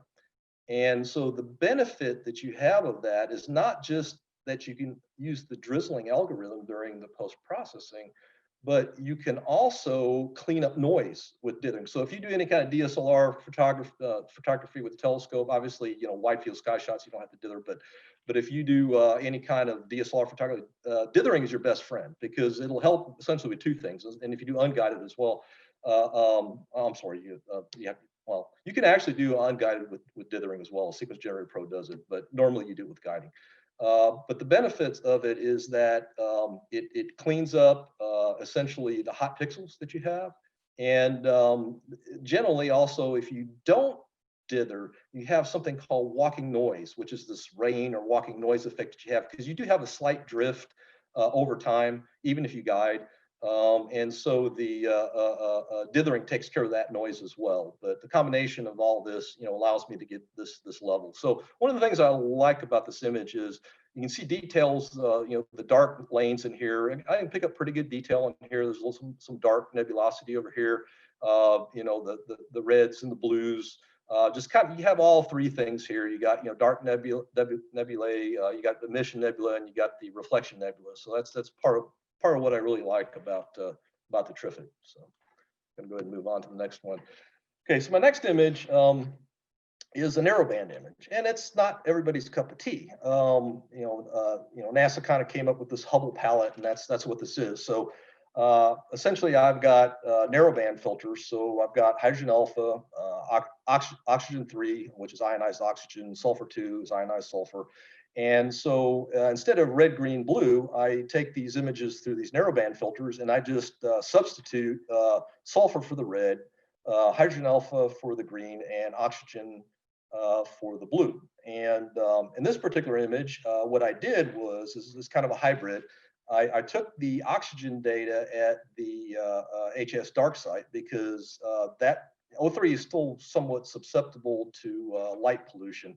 And I found out the quality of the O3 is just so much better taking it at the dark side. And I took the HA and the S2 from my backyard because they're not as susceptible. The S2 is a little bit, but the HA is like almost bulletproof. You can image with it in light pollution easily. So I took this with my CCD camera. If you notice the time here, the time difference, 20.2 hours. So it's a considerable amount of integration time that went into this particular image. The other thing I wanted to do with this image was I wanted to enhance, because usually the oxygen is usually weaker, and the sulfur is weak too. So what I did was I kind of staggered the exposure lengths, where the hydrogen alpha, which is usually strong and overwhelms the other signals, I took that at 20 minutes, 20-minute exposures. The sulfur I took at 30-minute exposures. And then the oxygen 3 I took at 40-minute exposures. So you can see that you need a really good mount to track at those exposure lengths. And that's why we always say in astrophotography, the mount's the most important thing. Now, with the modern CMOS cameras, it's not as much. It's still, I don't want to belittle that. It's still very important that you have a mount that tracks very well. But if you're taking 2-minute exposures, you can afford to throw some of those away if you have some tracking issues. If you're taking 40-minute exposures, you better have a really darn good mount. So just wanted to show that as an example there. It's kind of a different image. The image here is kind of shrunk down, but later on I'll show you a link to my website. If you go on there and you zoom in, you can really get some incredible detail and some contrast with these narrowband images. And so that's why I like them. And oh, by the way, in a lot of narrowband images, you'll see white stars or you'll see magenta color stars. What I did was I went in and I replaced all the stars with actually red, green, blue stars. So I did take a little bit of RGB data and I just replaced the stars that I had with actual color stars with this image. So, and finally, my last image is the last one I took in November at the dark site. This is a dark nebula. It's a very seldomly imaged, very rare nebula. I only found one other example of it out there, I think on Flickr. There was a couple of closer, higher focal length images of this in the cluster, but this fairly early image, this is Lens 1384 or Sharpless 202. I imaged this in one night at the dark site, 9.8 hours integration time. So I used 4 filters to do this. I used my luminance, my red, my green, and blue filter. And then I took all that and I merged it together. Now, what is luminance? Luminance is essentially a fancy word for a clear filter. And imaging with a luminance essentially allows you to do kind of a shortcut. It allows you to gather data on all 3 channels at once, but then all you get is a black and white photo. So, okay, so that's no good. But you get really good signal because you're collecting, all those 3 color channels at once. With a color camera, it's a little different in the sense that you've got a Bayer filter. So you essentially got a color filter over every pixel. But with luminance and a monochrome camera, you're getting full bore, all 3 colors for every pixel. So it's a really powerful punch. But with the color data, essentially what you're doing is is maybe a bit of an exaggeration, but you're essentially taking that luminance image that you have and you're colorizing it. You're painting it with that color. So it's kind of like Ted Turner, colorizing old black and white movies. So essentially the luminance is essentially the lightness of the image. So you're taking that lightness and you're substituting in there for the lightness of the RGB that was there for the RGB, and you're combining and merging that into one photo. So what I like about these, and I'm really getting into these dark nebulae now because they're really cool pictures, because you really see some neat detail with the dark lanes that you have, the red emission nebulas, and there's a hint of a blue reflection nebula here in this cluster. If you actually go to the full resolution version of this, you can actually see it a little bit better. If I had more integration time, I think that it would have come out a little bit better, but still came out pretty good. I really like this photo, and I'm planning on doing more of these dark nebulae. So that's my last picture there. And last thing I wanted to talk about was just my website. Astrobin is a hosting website that astrophotographers all over the world post their pictures there. They have an astronomy picture of the day, or they call it IOTD. I actually won that once, but it's hard to do.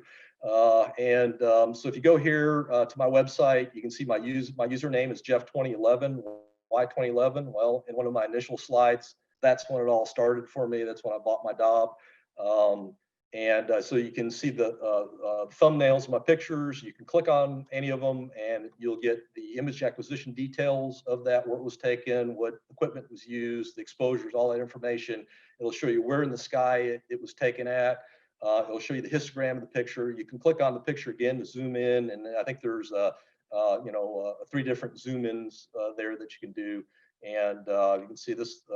This is one of the ones that recently got published, which is my Iris nebula picture here. So, that's basically it. Any questions?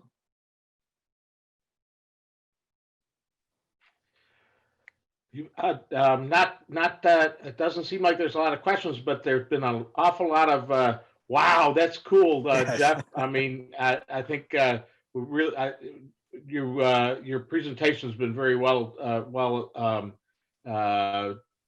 received by the folks out there tonight. Joe, are we when are we going to do the quiz? Is that now, or? Yeah, sure. Let's go ahead and give that a shot. Okay. Let me share my screen here. Let me know when you can all see it. You guys see the screen by chance? Yes. The great H.A.S. quiz of 2020. All right. So earlier we said, if you can open up the camera app of your smartphone, scan that QR code there. It should take you to menti.com where you can join the quiz. If not, you can go to menti.com through the browser and type in that code 4854149. When you get there, you probably won't be prompted right now, but when I go to the next page, it might prompt you for your name. Go ahead and put your name in there. It wants to assign kind of a cute name, but I don't know who Buttercup is or some of the other cute names that assign.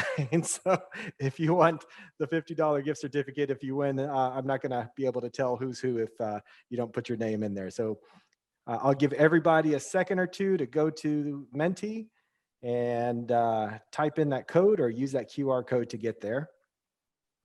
And the way it's going to work, like I said, you have to answer the question correctly, but if you answer the question quickly, you get more points than waiting, right? So we're going to have 10 questions, and the person with the most points at the end of those 10 questions is going to win that $50 gift card from Amazon.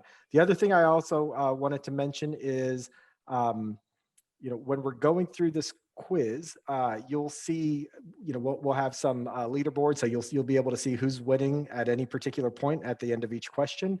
And again, I want to make sure that everybody's on the system who wants to participate and wants to play. So we're going to give people a chance to get in. I see 28. You guys like the cheesy music too? 29 people. We're going to give another 20 seconds or so. Oh, the other thing I was going to mention, you have 15 seconds to respond to each question. So this is not an unlimited thing. They're only 15 seconds. All right, we'll give everybody else another 20 seconds or so to jump in. We've got 29 participants in the quiz here, and we'll get started shortly. All right, you guys ready? Here we go. Question 1. Remember, answer fast to get more points. This venerable telescope celebrated its 30th anniversary in 2020. You should see the answers on your phone or any other device that you're using. Go ahead and enter those answers now. 3 seconds left. Time's up. All right, 23 of you said the Hubble Space Telescope, and that is correct. The Hubble Space Telescope just celebrated its 30th anniversary in 2020. So congratulations to everybody who answered correctly. Let's take a look at the leaderboard. Oh, it's close. Stephen Jones barely eking in before everybody else, 965 points, barely beating out Sean Hooper. So we have an early leader, Stephen Jones. Question number 2. Again, answer fast to get more points. Capella, the 6th brightest star in the night sky, is located in this constellation. Capella, the 6th brightest star in the night sky, is located in this constellation. 3, 2, 1. Time's up. Oh, looks like it was a little closer. Most of you got it. Auriga is the correct answer. Got that one. Auriga is the correct answer there. So Capella's located. It's the brightest star in the constellation Auriga. All right, let's take a look at the leaderboard. See where we're at. Has there been a change at the top? Even coming in strong again, the fastest again, building on his lead, 1,930 points. Comet Man, I don't know who that is now in 2nd place, followed by Deborah Moran. All right, here comes question number 3. Which 2 planets will have a close conjunction on December 21st, 2020? It's a multiple choice answer. Which 2 planets will have a close conjunction on December 21st, 2020? A conjunction meaning they'll be close in the night sky to one another. 1 second left. Time's up. All right, most of you got that one correct. It is Saturn and Jupiter. So Saturn and Jupiter will be within, was it 0.1 arc minute or 0.1 degree? I believe it was 0.1 degrees on December 21st. I may have misrepresented that. It actually is 0.1 arc minutes. Is it arc minutes? Okay, well, I got it right, but really close. Let's see the leaderboard. Oh, Stephen Blow answered that one fastest, or no, excuse me, James Mack answered that one fastest. So Stephen is still in the lead, barely hanging on. Question number 4. The name of the Mars rover that launched in July 2020 is, and this was discussed in one of our previous meetings not too long ago. The name of the Mars rover that launched in July 2020 is 3, 2, 1. Time's up. Perseverance, yes. I believe it was last month. We actually had a discussion about the Perseverance rover that would be launched. That was launched in July 2020, and it should be on its way to Mars now. And the name of the helicopter is Ingenuity. All right, let's see the leaderboard. Where are we at? Who answered fastest with that one? James MC was the fastest. Oh, we have a new leader, Jeff Lepp, barely eking out Stephen Jones right now. So this is close. We've got a lot of people there at the top. This is going to come down to the wire. Question 5. The wire. What was the common name of the comet that was visible to the naked eye this past summer? Common name of the comet that was visible to the naked eye this past summer. Comet Neowise, Halley's Comet, Comet Kohoutek, or Hale-Bopp? Oh, anyway, that's the one we tried to. 5 seconds left. 3, 2, 1. Time is up. And most of you got this one, Comet Neowise. Very good. Comet Neowise is more formally known as C2020 F3 Neowise, but we all called it Neowise. Congratulations to everybody who answered that correctly. Let's see if there's a change up at the top here. Oh, this is so close. Stephen Jones was the fastest. We've got a slightly, oh my gosh, it's a 3 points difference between Stephen and Jeff. I knew what it was. I just, for some reason, my eyes couldn't see it. Crazy. It's kind of fun. If you know All it. right. Question number 6. Answer fastest to get the most points. Ready? Phosphine, a possible biosignature of life, was found in the atmosphere of what planet in 2020? And if you were at this particular meeting, we hinted to the possible discovery, our guest did at least. And that 3 days later, after that weekend, it was announced. 3, 2, 1. Time is up. Most of you got that one as well. So phosphine was discovered in the atmosphere of Venus recently, and a lot of people are excited about that, although some people are starting to say that may be a misrepresentation of the data that was there. But Venus is the correct answer here. I missed that one. I don't think I paid attention to that meeting, or I maybe didn't join it.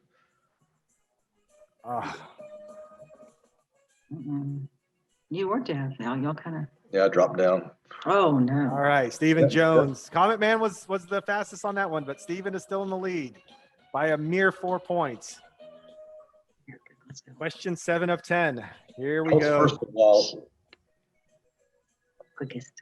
This planet has the most extreme axial tilt in the solar system. That means it varies from pointing directly north, directly up, I should say, not north. Venus, Uranus, Neptune, Mars, or Saturn.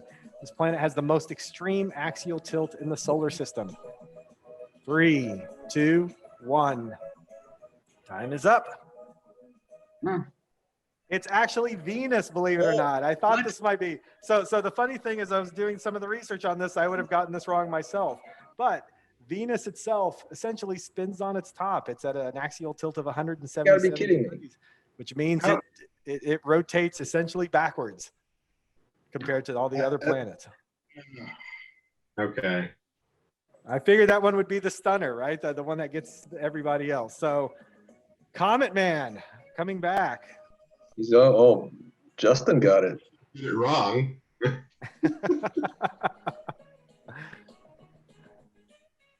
Question 8 of 10. Scientists were able to, quote, image a black hole for the first time in which galaxy? The Andromeda Galaxy, Virgo A, M87, Milky Way Galaxy, or the Triangulum Galaxy? 3 seconds left. Time is up. Which galaxy was it? It was Virgo A. Got it. M87. There's an image of M87, not the black hole, but we saw the image last year, which was absolutely stunning. M87 was the correct answer. All right, let's see how things shake up at the end here. For a second. Comet Man still in the lead. And it might be insurmountable at this point. Somebody else, is he going to trip up and somebody else kind of step in here? Question 9. We only have 2 questions to catch up. Here we go. This globular cluster contains more stars than any other in the Milky Way galaxy. Omega Centauri, Great Hercules Cluster, which is M13, 47 Tucanae, or M2. Sorry, is what I'm thinking of. 5 seconds left. 3, 2, 1. Time is up. Most of you got this one. Correct. Omega Centauri. Very good. Omega Centauri contains an estimated 10 million stars, and it is by far the largest in our galaxy. Better on this, I thought it was. All right, where are we at with the leaderboard? Oh, Comet Man slipped there. We may have a change at the leader's position here. It's gotten a lot tighter. The Comet Man is still in first place. Yours keeps saying fastest, huh? And then final question. Here we go. This is for all the marbles. Let's see who can get this. This cluster is the nearest open cluster to Earth. This cluster is the nearest open cluster to Earth. Is it the Coma Star cluster, the Hyades, the Butterfly cluster, the Trapezium, or the Wild Duck cluster? Oh, Hyades. The cluster is the nearest. We can hear whoever's unmuted there. Time is up. And most of you got that right. That's the Hyades. All right. The Hyades are located in Taurus, approximately 153 light years from Earth. And I knew it was either the Hyades or Pleiades. One of those if two. we look at the leaderboard here, Deborah Moran, I think, was the fastest on that one. And Comet Man. I don't know who Comet Man is. I'm guessing that's Justin. Yes. Justin, congratulations. You are the winner of the Yes, I great know. That's what I said, Justin. 2020 H.A.S. quiz for this year. So I always congratulations. thought 47 Tucana had the most stars. It rivals Omega Centauri in star number. Yeah, from some of the Just research. one, don't complain. I'm not complaining. All right, folks, thank you very much for participating. I'm going to go ahead and stop the share here and get rid of that annoying music. But Justin, congratulations, and I'll pass it back over to you. We'll send that gift card your way, Justin. Okay. Don, it's all yours again. All right, David Haviland, are you ready to rock and roll here? Yep. Let's, and oh, I can't do that yet. Oh, we got to share first.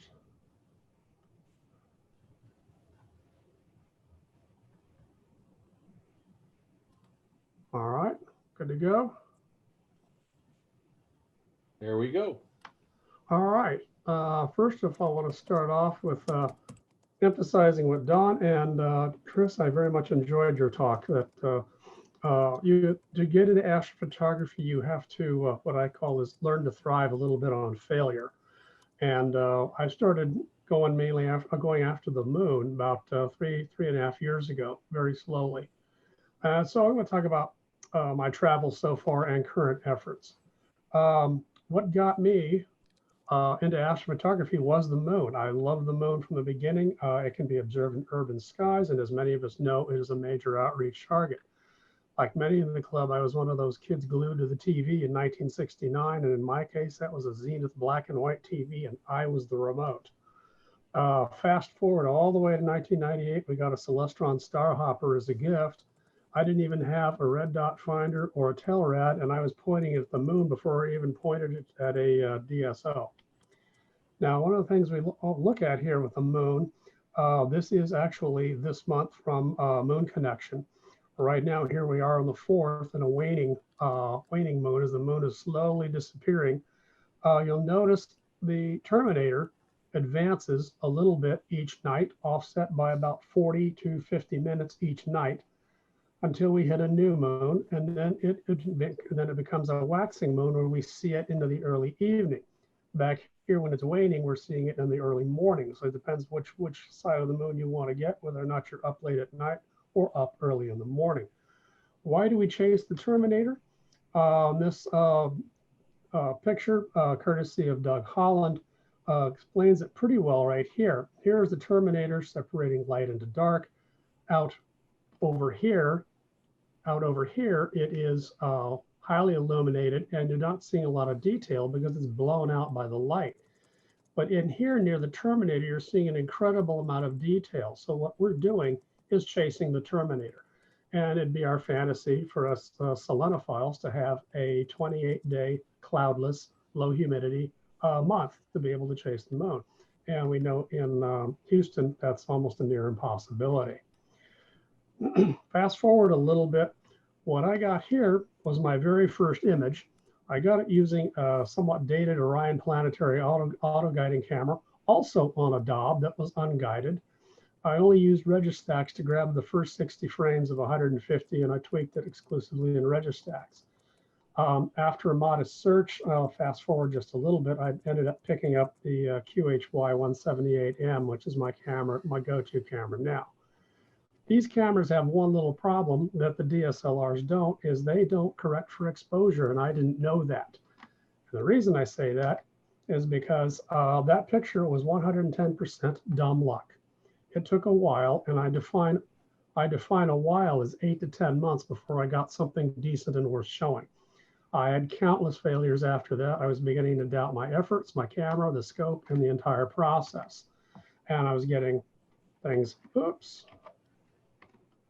wackadoodle focus out over here with all of these completely blown out. I showed this one to somebody and they said, well, that's fine, Dave, but what does the histogram look like? And my response was, what histogram? I was using at that time PhD Planetary, and the histogram was not an obvious feature of that software. Fast forwarding again, although I can use SharkCat pretty well, my main go-to program is Fire Capture.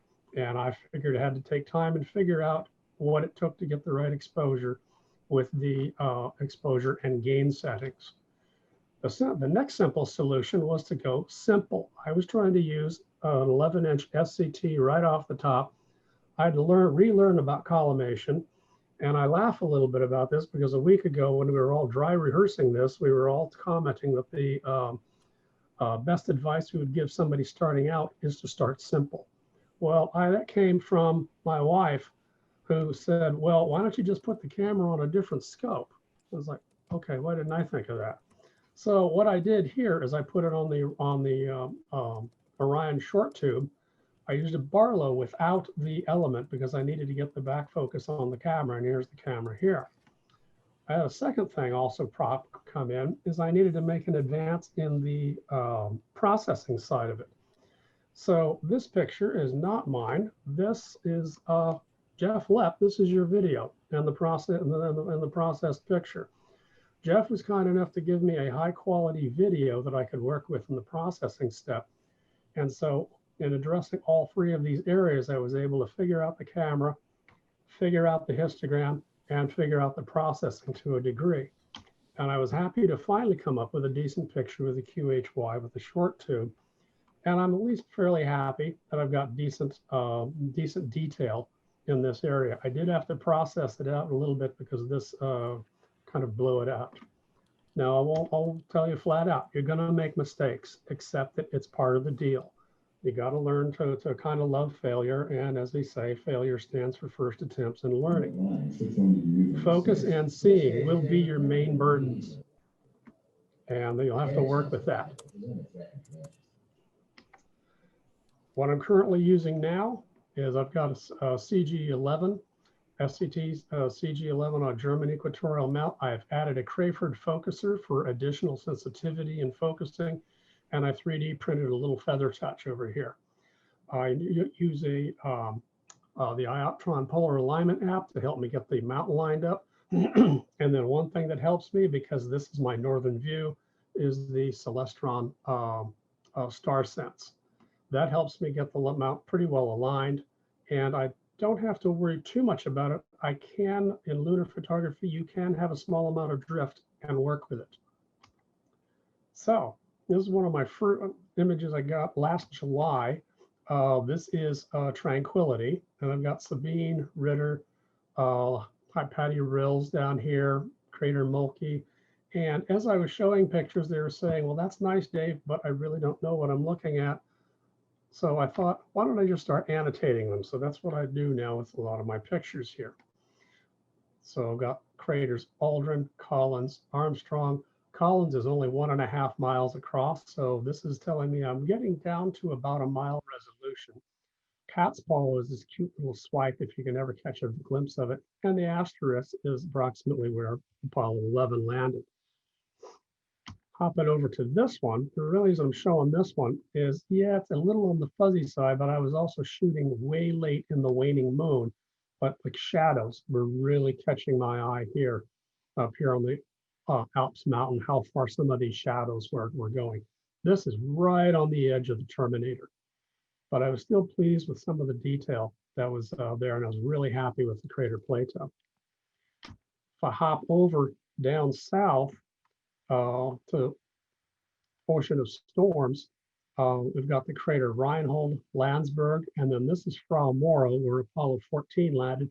And out here in the middle of bloody nowhere is where Apollo 12 landed. Well, we know they landed around some certain craters to meet up with Surveyor, but those craters aren't big enough to be seen from an Earth-based telescope. The largest crater they landed near was 300 feet across. So I'm also big on mapping the Apollo landing sites, and I'm reasonably happy with this one. 14 is a little easier to map if you familiarize yourself with the geography here, and you find it's going to come over roughly in this direction. This one was a hard one to get. This is up north between Sorrentiatus and Tranquility down here. Beside this floor fractured crater here. You stroll your way down, you come up to this peninsula. kind of a widow's peak, if you will. And I've got a higher slightly higher magnification. This is the one time a Barlow actually helps me out. I've got mountains on 3 sides, tucked in the middle, highly reflective area. There's only about 2 days waxing and 2 days waning, which you can get this without it being blown out. And this tucked in between these 2 mountains, between the South and North Massif, is where Apollo 17 landed. Over in Mare Imbrium, got the crater Archimedes, this open area, and you can actually see this volcanic this vent here called Hadley's Rill. This is Mount Hadley, 16,000 feet high, and the asterisk is approximately where Apollo 15 landed. I need to reshoot this one. I like this one, but I want to get it clearer. This one was caught recently, very beginning of the month. Off on the far, the east side to the south, Mariner Terrace, Theophilus with this beautiful split peak crater here, Katharina over here. If you come back to Theophilus and hop over here, you see these 2 little innocuous craters that almost have no rim. They impacted when the moon was largely lava. Lindsay and Dolan B, and if you happen to catch these 2 little white blips, just to the right of them is where Apollo 16 landed in the Descartes Highland. So I like to think I've just shown you all 6 landing sites. Now, if I head to the south a little bit, I got a real nice one, also in the beginning of November. We got Ptolemais, Alphonsus, and Arzachel, and you are looking at 3 different snapshots in time.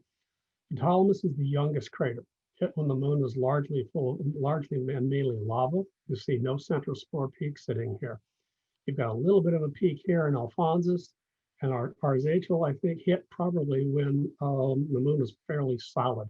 I could not chase down dates on these, but this is a common object that's really easy to pick out at a first quarter moon for outreach. I do want to take a 1 slide digression. How big is Ptolemais?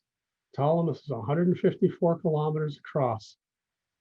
Here's 154 kilometers just west of what I think is College Station, all the way down to Galveston. So it's very easy to underestimate the size of these craters on the moon. Okay, coming back. Arzachel is up here. Come down here, you've got something called an escarpment. It's actually what's called a straight wall. It's really nothing more than a wall that's about 65 miles long and about 180 feet tall. What you actually see is the shadow or the reflection in a waning moon, or its shadow coming west in a waxing moon. But it's an eye-catching feature, as well as the rill adjacent to it here. Copernicus is always a highlight, about almost central to the moon. The terraced walls, split peak. These 2 little craters over here, approximately 1.9 miles across. All of this detail up here outward is ejecta when this thing hit. All these little bumps and divots and rocks up here, 56 miles across, 2.3 miles deep. It was a wonderful crater to wrap your eyes on. This one took this about 2 weeks ago, really caught my eye, and was an education in the moon's libration.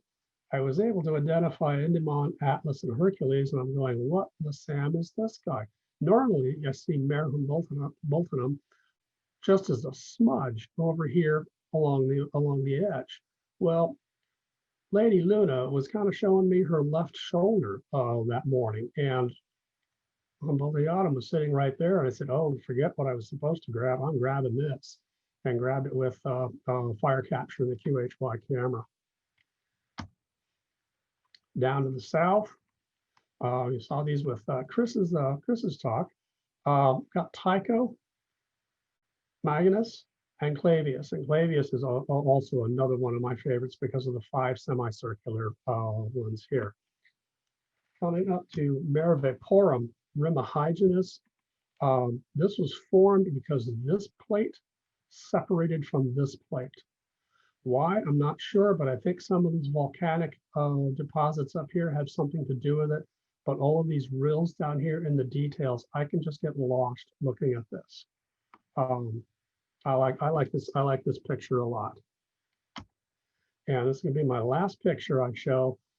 This is down to the southeast again with Moran Terrace. Fracturus is on the side here. This streak is actually from Tycho. I haven't bragged, but I'm going to brag on this one. I think this is probably, I'm going to call this one my Sunday's best, and I think I'm below a mile resolution here. There are a lot of stippling where you get a rock that hit and rolled.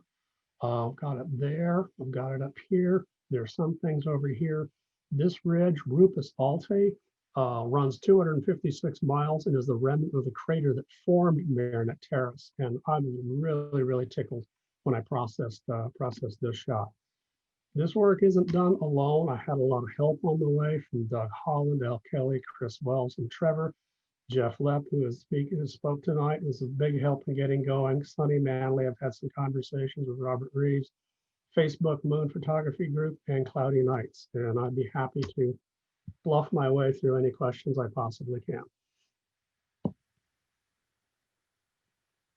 Fantastic stuff there, David. Thank you. Any questions? I know we had one from Jennifer in the chat room. Jennifer Sotoyo, do you want to come off mute and ask, Jennifer? Hi. So I do DSLR astrophotography, and it's just the holidays, and I'm interested in a new tripod. So I was just wondering if any of the astrophotographers on here could recommend a good one. As I've gotten further and further into astro, of course, my equipment grows. So I need something that can hold the weight. Okay, I'll ask the dark question. What's your budget? And what's the weight? And what's the weight of your scope? Because that's going to predicate quite a bit right there. Yeah. So currently, right now, I just I bought a refractor, but I'm finding that my lenses are getting better photos. So I use a 600 millimeter lens for a lot of my astro, and budget, it doesn't matter as long as it's something that's good. I know it can get pretty high, I guess under 1,000.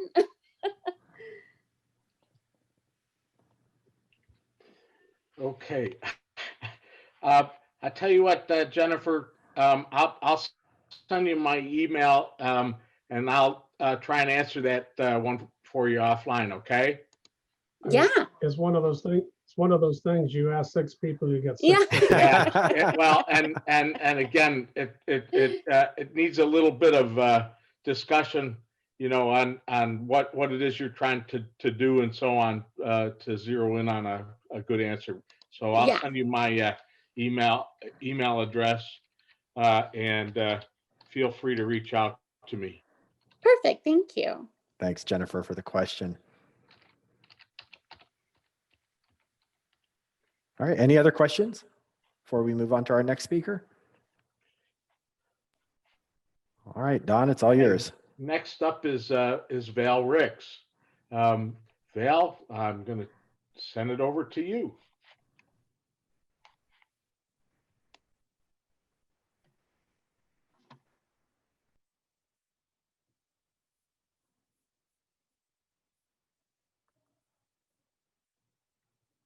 Val, I'm not sure if you're on mute, but we do see your screen. Yeah, he's on mute. Val, you're on mute.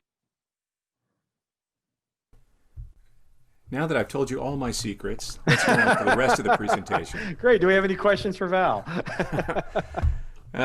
This has been really great. It's been great to see everybody's work. It's been fun to see that we all do something different. I've been at this a long time, and when I started doing it, well, I think it's a long time, but when I started doing it, I went to a dark sky site and found Don Taylor there, so I'm interested to see what Don will say. I'm going to walk through kind of my journey too, and you'll see some photographs along the way. I have some mottos for astrophotography, and they've become really important to me to just keep perspective, because I can be really obsessive about this. Number one, there's no need to hurry if you're having fun, and that's really true. There's no need to rush into this. As long as you're having a good time, then that's the point. Number two, do what you want. It's a hobby. Work toward what brings you joy and makes you proud. And I have some really particular requirements, and not everybody's photography aims at those sorts of things. And I like mine because it does, but I'm kind of unique that way. So that's what you do. You do what brings you joy and makes you proud. And number 3, whatever you choose to do, somebody's always better at it than you are. And you'll see a few names in the presentation here of people I think are awesome. So let's kind of walk through. You start slow. In the spring of 2007, I had too many trees in my backyard. My wife wanted a pool and I wanted sky, so we got both for the price of a pool because we were able to take out most of the trees, and then the hurricane blew one down a year later. So this was all good.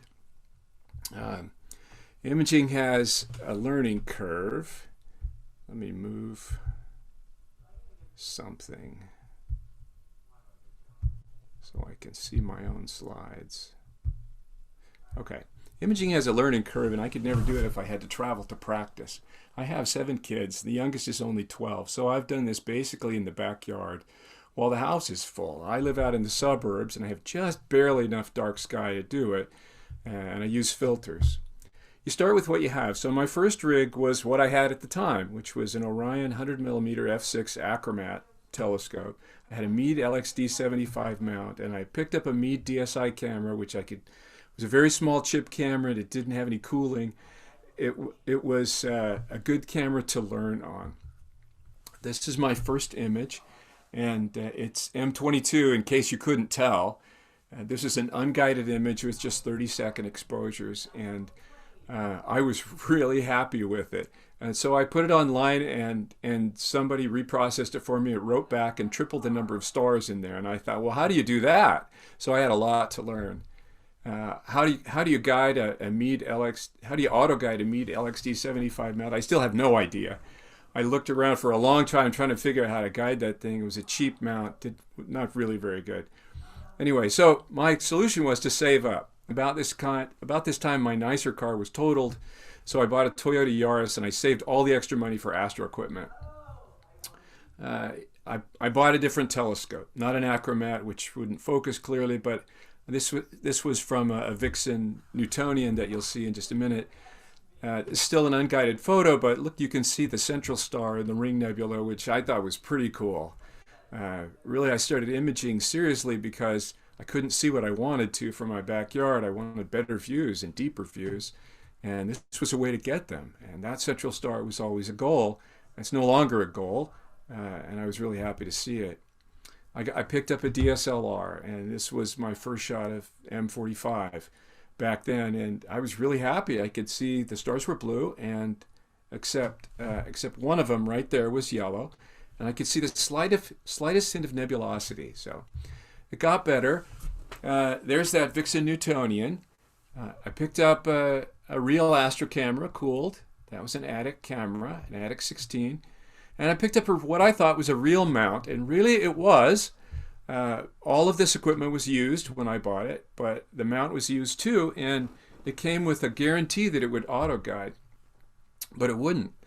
So I spent 2.5 months troubleshooting the auto-guiding, and I learned a ton.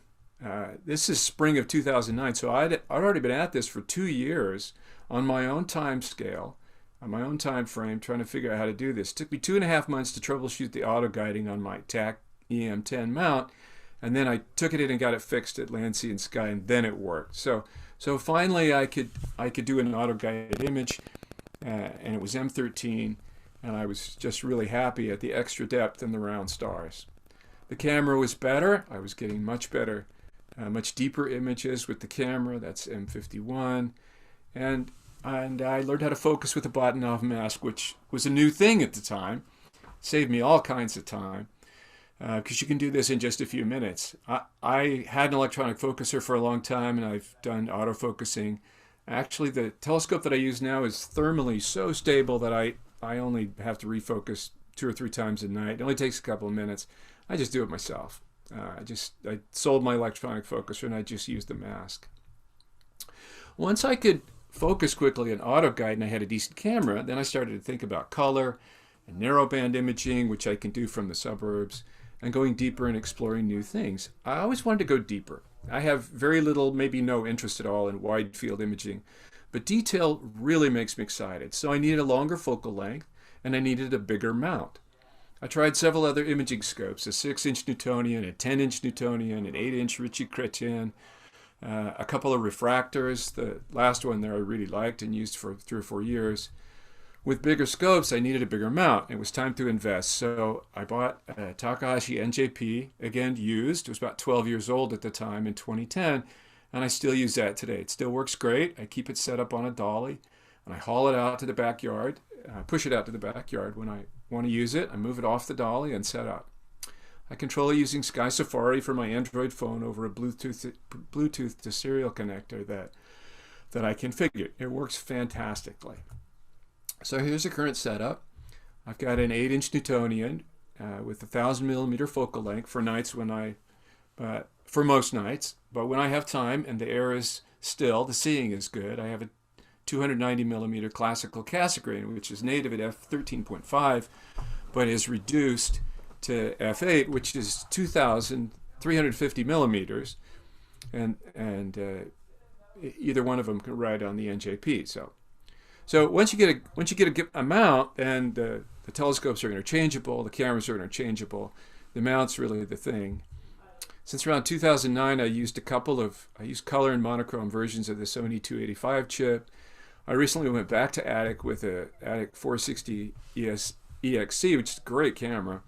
I'm scouting around for a new monochrome camera, looking at CMOS chips for the first time. I didn't start the hobby to mess with software, but I don't mind doing it.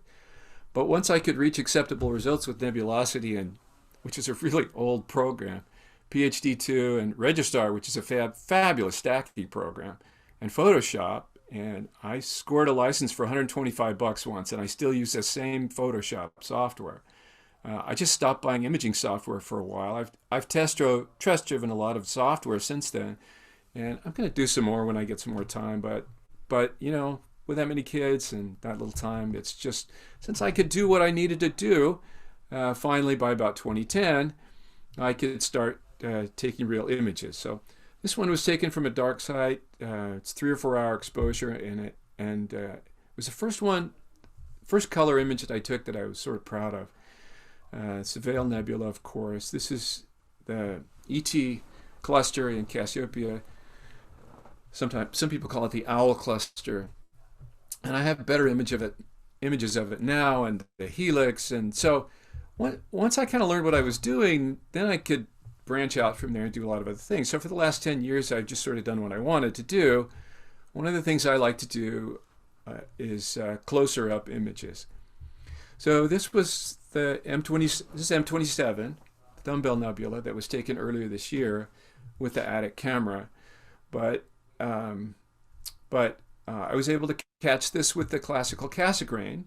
I did a narrowband image, and this is M27 in H alpha at 2.35 meters, and this is arc seconds per pixel at about 0.57. So the higher resolution, which we can do sometimes around here, is really fun. Now contrast the H alpha image of M27 with the O3 image, which is this. This is what you see through the eyepiece, really, because your eye's not very sensitive to H alpha. But this is a really fun image for me, and combined they look like this. You can see the contrast between the oxygen and the hydrogen. M1 is another one. This is a narrowband image of M1 with the 8-inch reflector, but this is the same nebula with the classical Cassegrain. You can see in the middle those 2 little stars. The smaller one of those stars is the pulsar, and you can see a hint of the cyclotron radiation. This, I think I'm saying it right. I'm sorry, I can't remember what it's called, but that swirls around at the center of the nebula, and then of course the hydrogen shows the blast. So that's a lot of fun. I'm about ready to do this one again, but that was taken with the color camera. This is M33. This is my latest image. Notice this bit here, right up in the corner. This is NGC 604. It's one of the largest, most active star-forming regions in the local group of galaxies, and I was able to catch this through the Cassegrain not too many years ago, and it looks like this close up. So you can see this little star cluster here, and then the details in the nebula, and that's what it looks like with 3 or 4 hours through a much bigger telescope at higher resolution. This is the trapezium in the Great Nebula in Orion. I always enjoy looking at the E star here and the F star, which is here. But you've got G, H, and I also in the middle of this image. This is a narrowband image also. This was a lot of fun. I'm ready to do this one again, except my neighbor planted a tree in front of the Orion Nebula. This is the Andromeda Galaxy, and I took this image with an 80 millimeter telescope, but I had a lot of fun going through professional maps, mapping all of the globular clusters that I could find in the image. So this is globular clusters in M31, and you can find some of these things on the web, and I just as a warning, my image is accurate and some of those are not. So you have to be really careful labeling these things. Also done a lot of narrowband imaging because I can do it from the suburbs. This is the Gamma Cast Nebula and Elephant Trunk and IC 1805, which is up right now. It's a good time to image this right now. All of these are H alpha. This is the Morissette Nebula through the Cassegrain, which is makes a nice big image. Sometimes our seeing is really good, and I can guide at that resolution. This is I think people call this the Wizard Nebula in Cepheus. Anyway, so narrowband imaging is a lot of fun, and you could do that from downtown Houston. Do some solar system imaging, caught all the eclipses that I can catch. That one was a particularly lovely eclipse. I went up to Idaho anyway, there's Jupiter. With the Cassegrain, because I've got the capability, so it's just fun to do that sometimes. I've tried spectroscopy,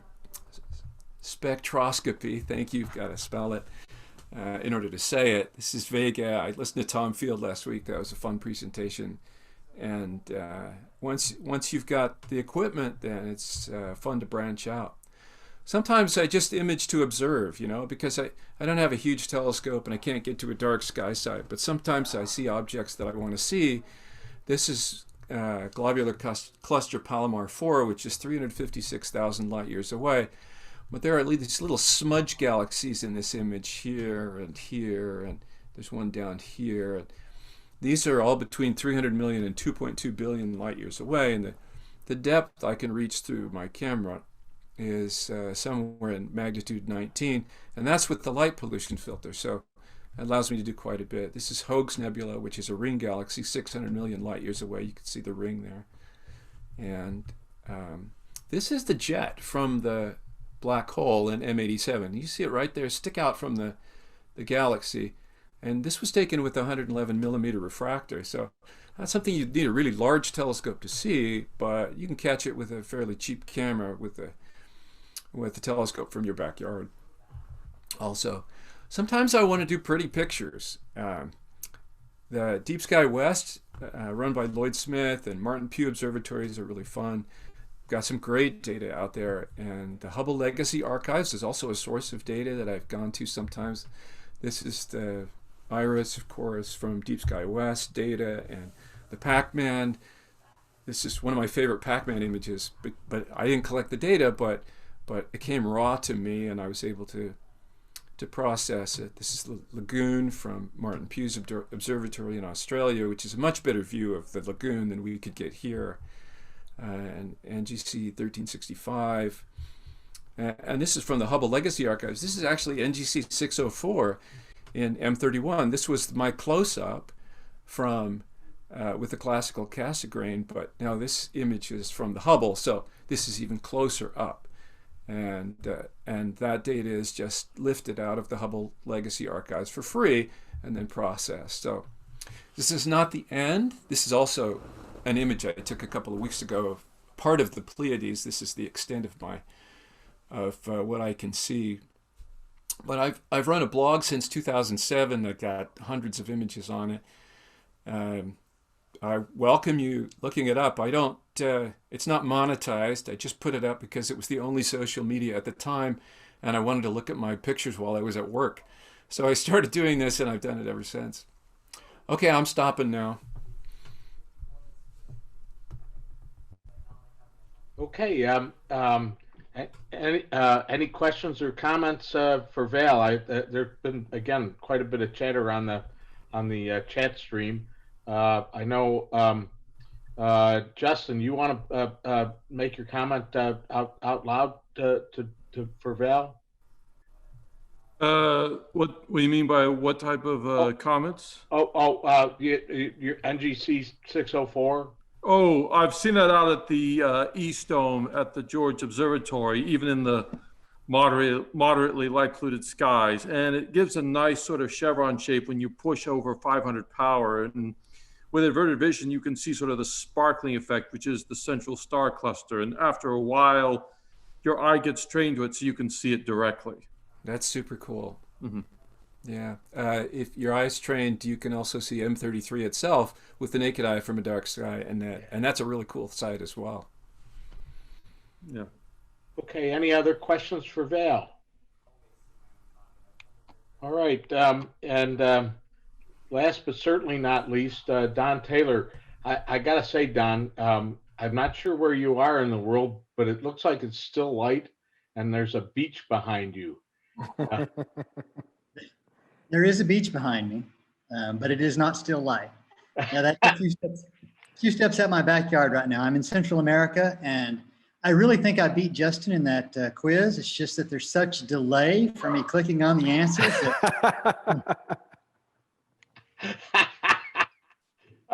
Okay, we're gonna have a recount, right? All right, let me see if I can get myself situated here. Share my screen. All right. Oh, got it there.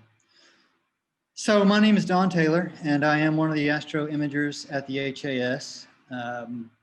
I guess I'm part of the old guard now because I'm still using CCD equipment, and that seems kind of strange to me because I used to be part of the new school, and I was the guy pushing DSLRs and narrowband, but I guess I got some catching up to do. I understand that there's quite a few new members at the H.A.S. who are interested in astro imaging, and so I thought I'd throw this little presentation together which shows my journey through astro imaging. So hopefully you're seeing M31 on your screen. We are. Maybe if I can get my computer to work. There we go. That's the very first image I ever took, and that was the last one I ever made. So that's pretty much it. No, it's a filler. I started this technically in 1970 when I took my grandfather's Brownie and put it up to a Tasco 70. So if you don't know what a Brownie or a Tasco is, that's when we have Google. Please give that a look, and you'll see the equipment that I was working with. But I mention that because really the theme of this presentation for astro imaging is to use the equipment that you already have. That's how I started out with just equipment that I already owned, didn't buy anything special to get into astro imaging. Now, when I was 8 years old, I didn't have any source of income. So trying to get that film processed out of that Brownie, I had to beg my parents for the money, and my astro imaging career didn't last very long. I picked it up again in about 2002. I already owned a C11 on a fork, and I had a Kodak digital camera. It was a very early digital camera. I think it had 640 by 480 resolution. I went to a website called Scopetronics and bought an adapter that allowed me to connect that camera to an eyepiece. And then that eyepiece I put in the visual back of the C11, and I started taking pictures. And I very quickly learned that you're going to have to learn how to process images. It's not a Polaroid. You're not going to press the button and wait 60 seconds to get a pretty picture. It doesn't happen like that.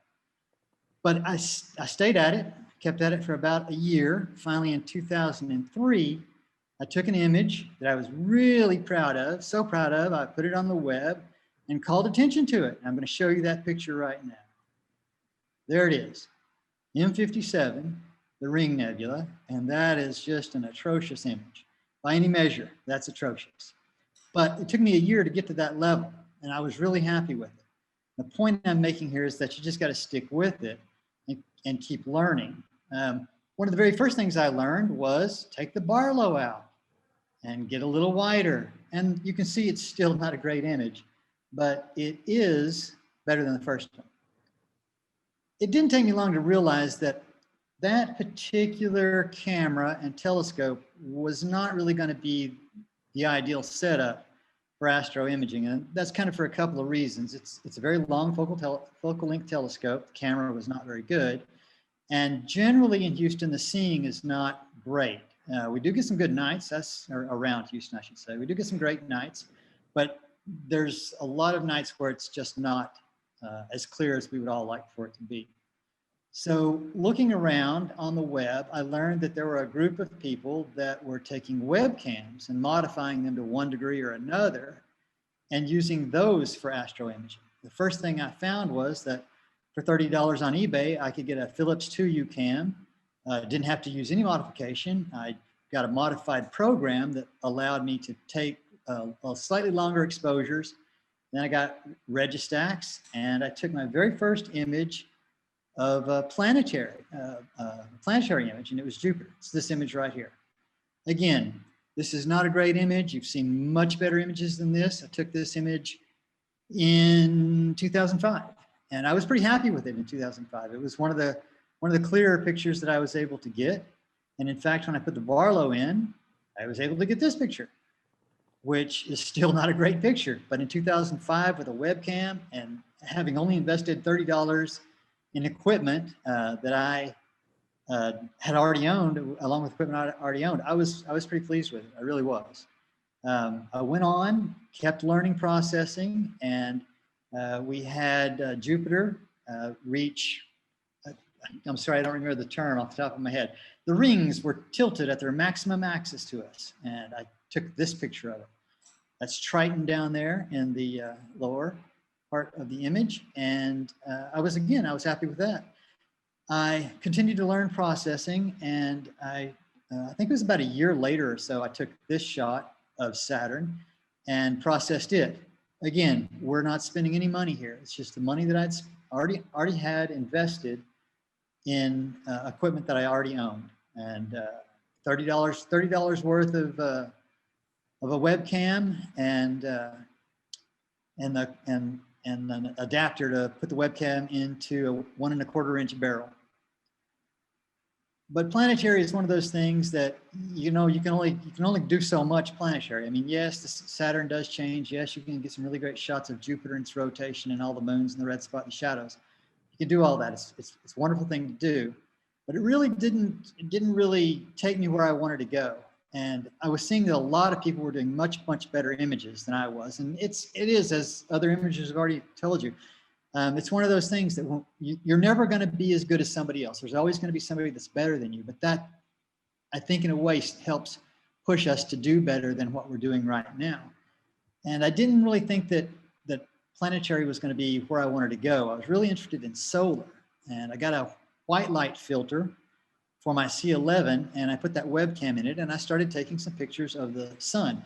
Unfortunately, you're not going to see any of those pictures because I'm in Central America, and all that data is in North America, and I'm on a 3G network showing you this. So trying to get that data off of my cloud is going to be a little painful. So take my word for it. That's the direction I went, but it was a very fascinating direction for me, and I liked it. I liked solar a lot, so I invested in a 40 millimeter solar Coronado Solar Max H-alpha filter in Etalon and a mask for my C11. This is one of the early. Oh, I also must mention that I traded up. I'd sold my old Kodak digital camera, and I had purchased a D60 Canon. That's not a 60D Canon. That's a D60 Canon. It did not do video. It did very little at all. But I was really happy with it. It was a great camera for the time as a crop sensor camera. But I took images like this with that camera and a 40 millimeter Solar Max filter in Etalon, and of course that mask. But I wanted more detail. I really did. I wanted a lot more detail than what I was able to get with this. So I bought a Pronto, a Teleview Pronto, and the adapter to put that same Solar Max filter onto the Pronto, and I started taking pictures like this. And I was going in the right direction. I felt like I was going in the right direction anyway, but I quickly ran into that Dawes limit with a 40 millimeter Celestron, with a 40 millimeter aperture on that Solar Max filter. This was probably one of the better images that I was ever able to take with that setup. And I really lusted after one of those 90 millimeter Solar Max filters, but they were, and I think they continue to be, very expensive. I decided that one of the things that drove me away from solar was the expense of it. And the fact that I already had a Pronto, I started putting my DSLR back on that Pronto and trying to do some deep sky. Again, the aperture of the Pronto is a good camera. It's not an Apo telescope. I'm sorry. It's a good telescope. It's not an Apo telescope. It was a good telescope, but it just wasn't, the color variation in it was not pleasing. And the processing that you had to learn to get rid of that color variation was very onerous. So I went ahead and stepped up to a TV85, and I put my D60 on that TV85, and I started trying to image with it. And I had a moderate amount of success with that camera and that telescope. Shortly after that, I purchased a Takahashi EM200 mount for imaging. And I was out at the H.A.S. site, and I was frustrated trying to shoot.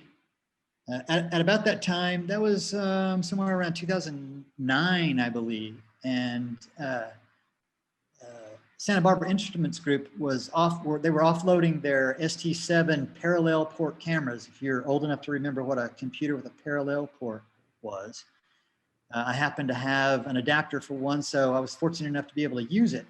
It's a dual chip camera, but I wasn't interested in using a CCD camera. I was trying to push as far as I could with a digital SLR. And I was only using that camera as a guide camera. I was set up out at the H.A.S. site, and Kent Miller came over and asked me what I was doing, and I showed him what I was doing. And Kent said, well, have you ever tried to use that S-Big to image with? And I said, no, and I was packing up and ready to go. And he, everything was set up, the software was already set up, it was already on the scope, it was already tracking, everything was working just fine. He said, well, why don't you try to take some exposures with that? So I said, well, what do I got to lose? And I did. And this was a 2-minute exposure that I had where I was pointing at the Veil Nebula. That was the shot that I got right there. At that moment, I was sold that CCD was the way to go. I needed to get away from those digital SLRs as fast as I could. So I set up that TV85 with that camera, and I began to use it as a guide camera and an imaging camera.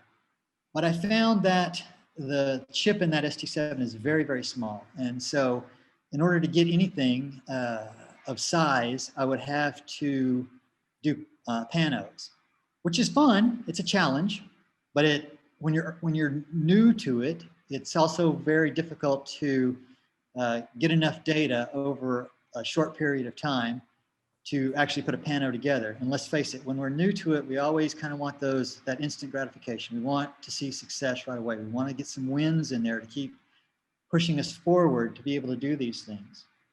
So I went ahead and I sold the TV85 and the Pronto and the ST7, and I bought myself a Takahashi FSQ 106, put it on the EM200, and I bought an ST10 S-Big camera, which has a very high quantum efficiency rate. It's still got a small chip. It's a little bit bigger than the crop sensor in most digital SLRs today, the APC-S sensors. But I took a lot of images with it. And these are some of the ones that were my favorites.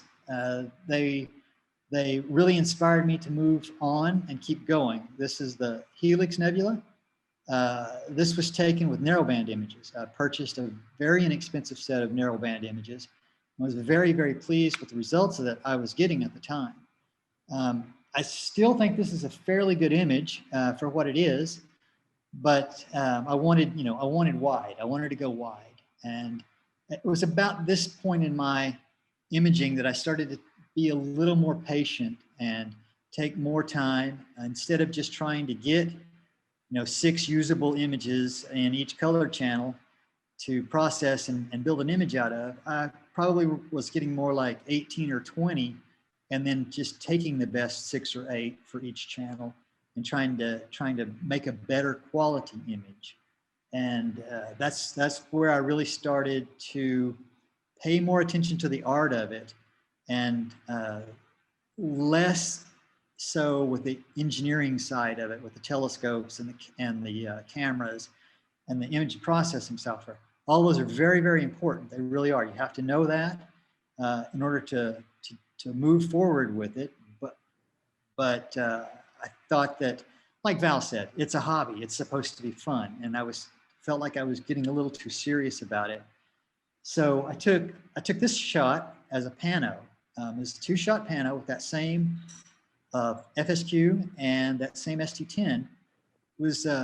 I submitted it to the National Geographic, and they picked it up, and they published it in one of their coffee table books called Simply Beautiful Photographs. I was really, really excited that, a publication like the National Geographic took notice of my work and actually published it.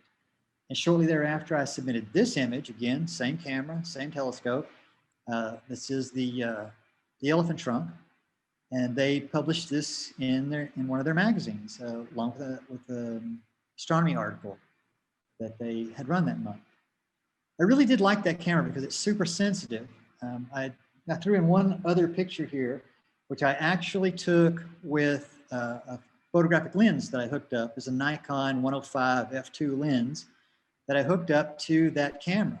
I took an aluminum plate and drilled it out and hooked everything up, and put a little robo-focus and a belt on it, and used that robo-focus to focus this thing remotely, and took this shot. And this is what hooked me on Widefield. This was where I wanted to go. And to be perfectly honest with you, shooting Widefield in Southeast Texas is kind of a no-brainer for me, because the atmospheric conditions are not always great. But with Widefield, you get to cheat just a little bit, because you get a wider field, and you don't have to worry so much about all that detail that Val was showing you that he's able to get on very long long focal length telescopes. So when it comes to equipment, I got this one shot here that I happen to have on my iPhone of my current rig. So this mount is the exact mount that I bought back in 2008. I have never changed that mount. It's the same mount, still going strong. That's an FSQ 106, but it's the second one that I've owned. I sold the first one, and I purchased this one because it allows me to go down to f3.6, which gives me a field of view of a little over 5 degrees. That's 5.3, I believe, by 3.6 degree field of view, which I absolutely love. On top is a little top 60 millimeter FC60. And right now in the picture, the guide head is plugged into it. So I'm using it as a guide scope in this particular configuration, but I can put a DSLR back in it and piggyback off of it. And then the imaging camera on the main scope there is just an old, I bought this used, it's an old ST11000. It's a monochrome camera. It's got a color filter wheel right between it and the telescope, and it's filled with narrowband and full spectrum images. I splurged a little bit on that. I bought some Astro Dawn filters that are parfocal, so they really help with focusing between the color channels when you're trying to get. Some nights I actually do get more than one channel on a night, but and that does help when you go back to refocus. You can't see my focuser; it's on the other side of the telescope, but it's just a low-end robo focus.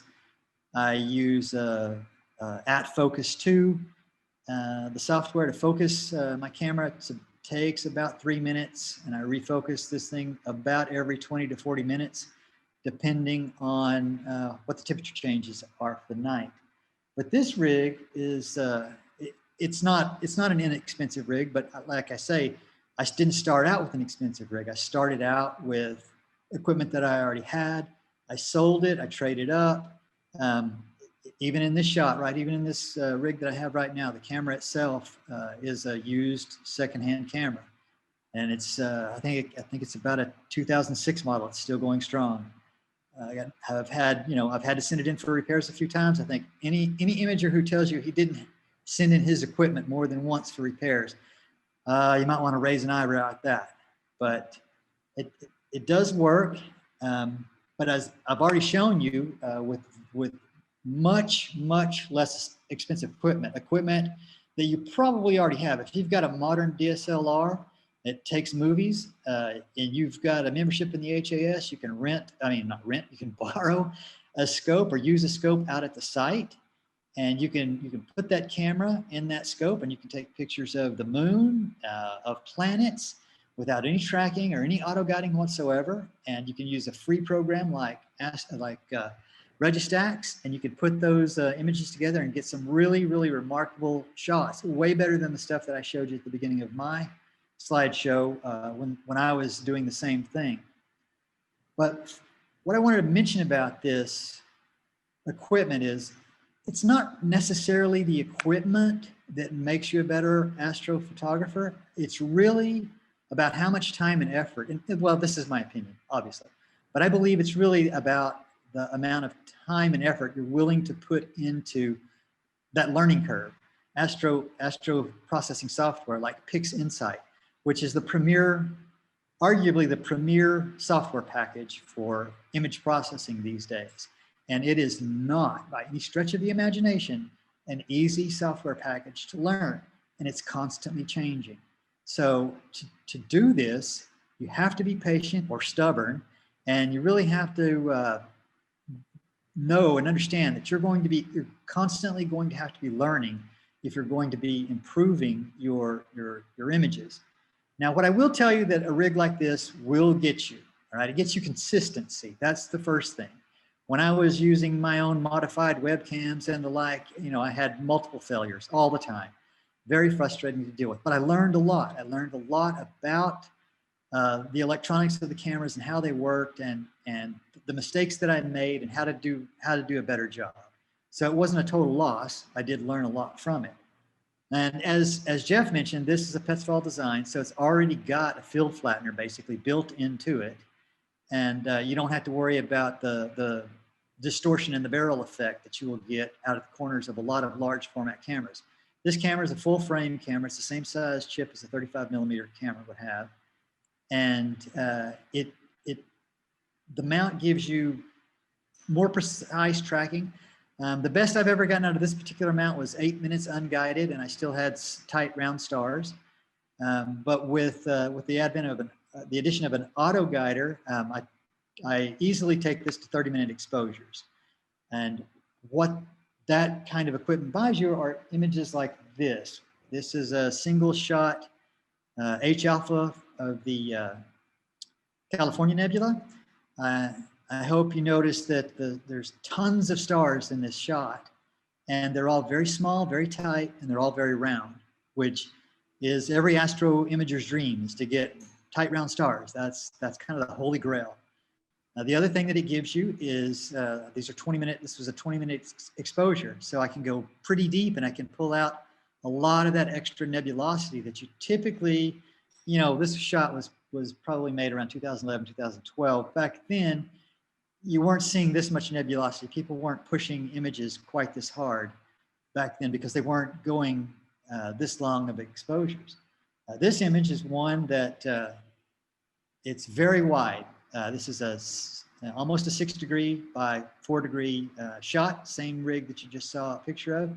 This, of course, is the Eagle Nebula up here, Swan Nebula down here, and all this glorious nebulosity in between. So this again was a 20-minute exposure, and this is the sort of thing that you will get when you're able to purchase more expensive equipment that is able to do better tracking. Is essentially what we're doing, better tracking and longer exposures. As Jeff mentioned earlier, the cameras that we use these days easily go down to minus 20 degrees centigrade, so we can cool that chip down and get rid of a lot of the noise that is very often inherent in these cameras. If you've ever tried to do a long exposure with your with your DSLR camera, you've probably noticed amp glow on one side or the other of the image, which is caused basically by heat buildup. So where do I want to go from here?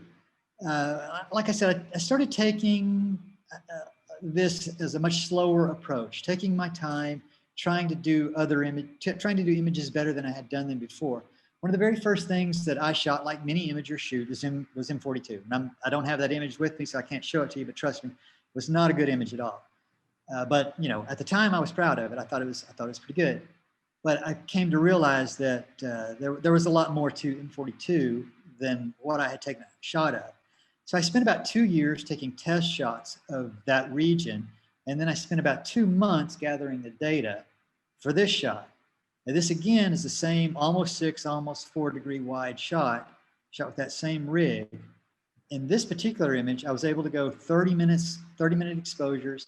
So that's why we have all this nice, deep, red H-alpha nebulosity out in the outer lying areas, down here below the Horsehead and the Flame, and of course, a lot of it below the Running Man and the Orion Nebula itself.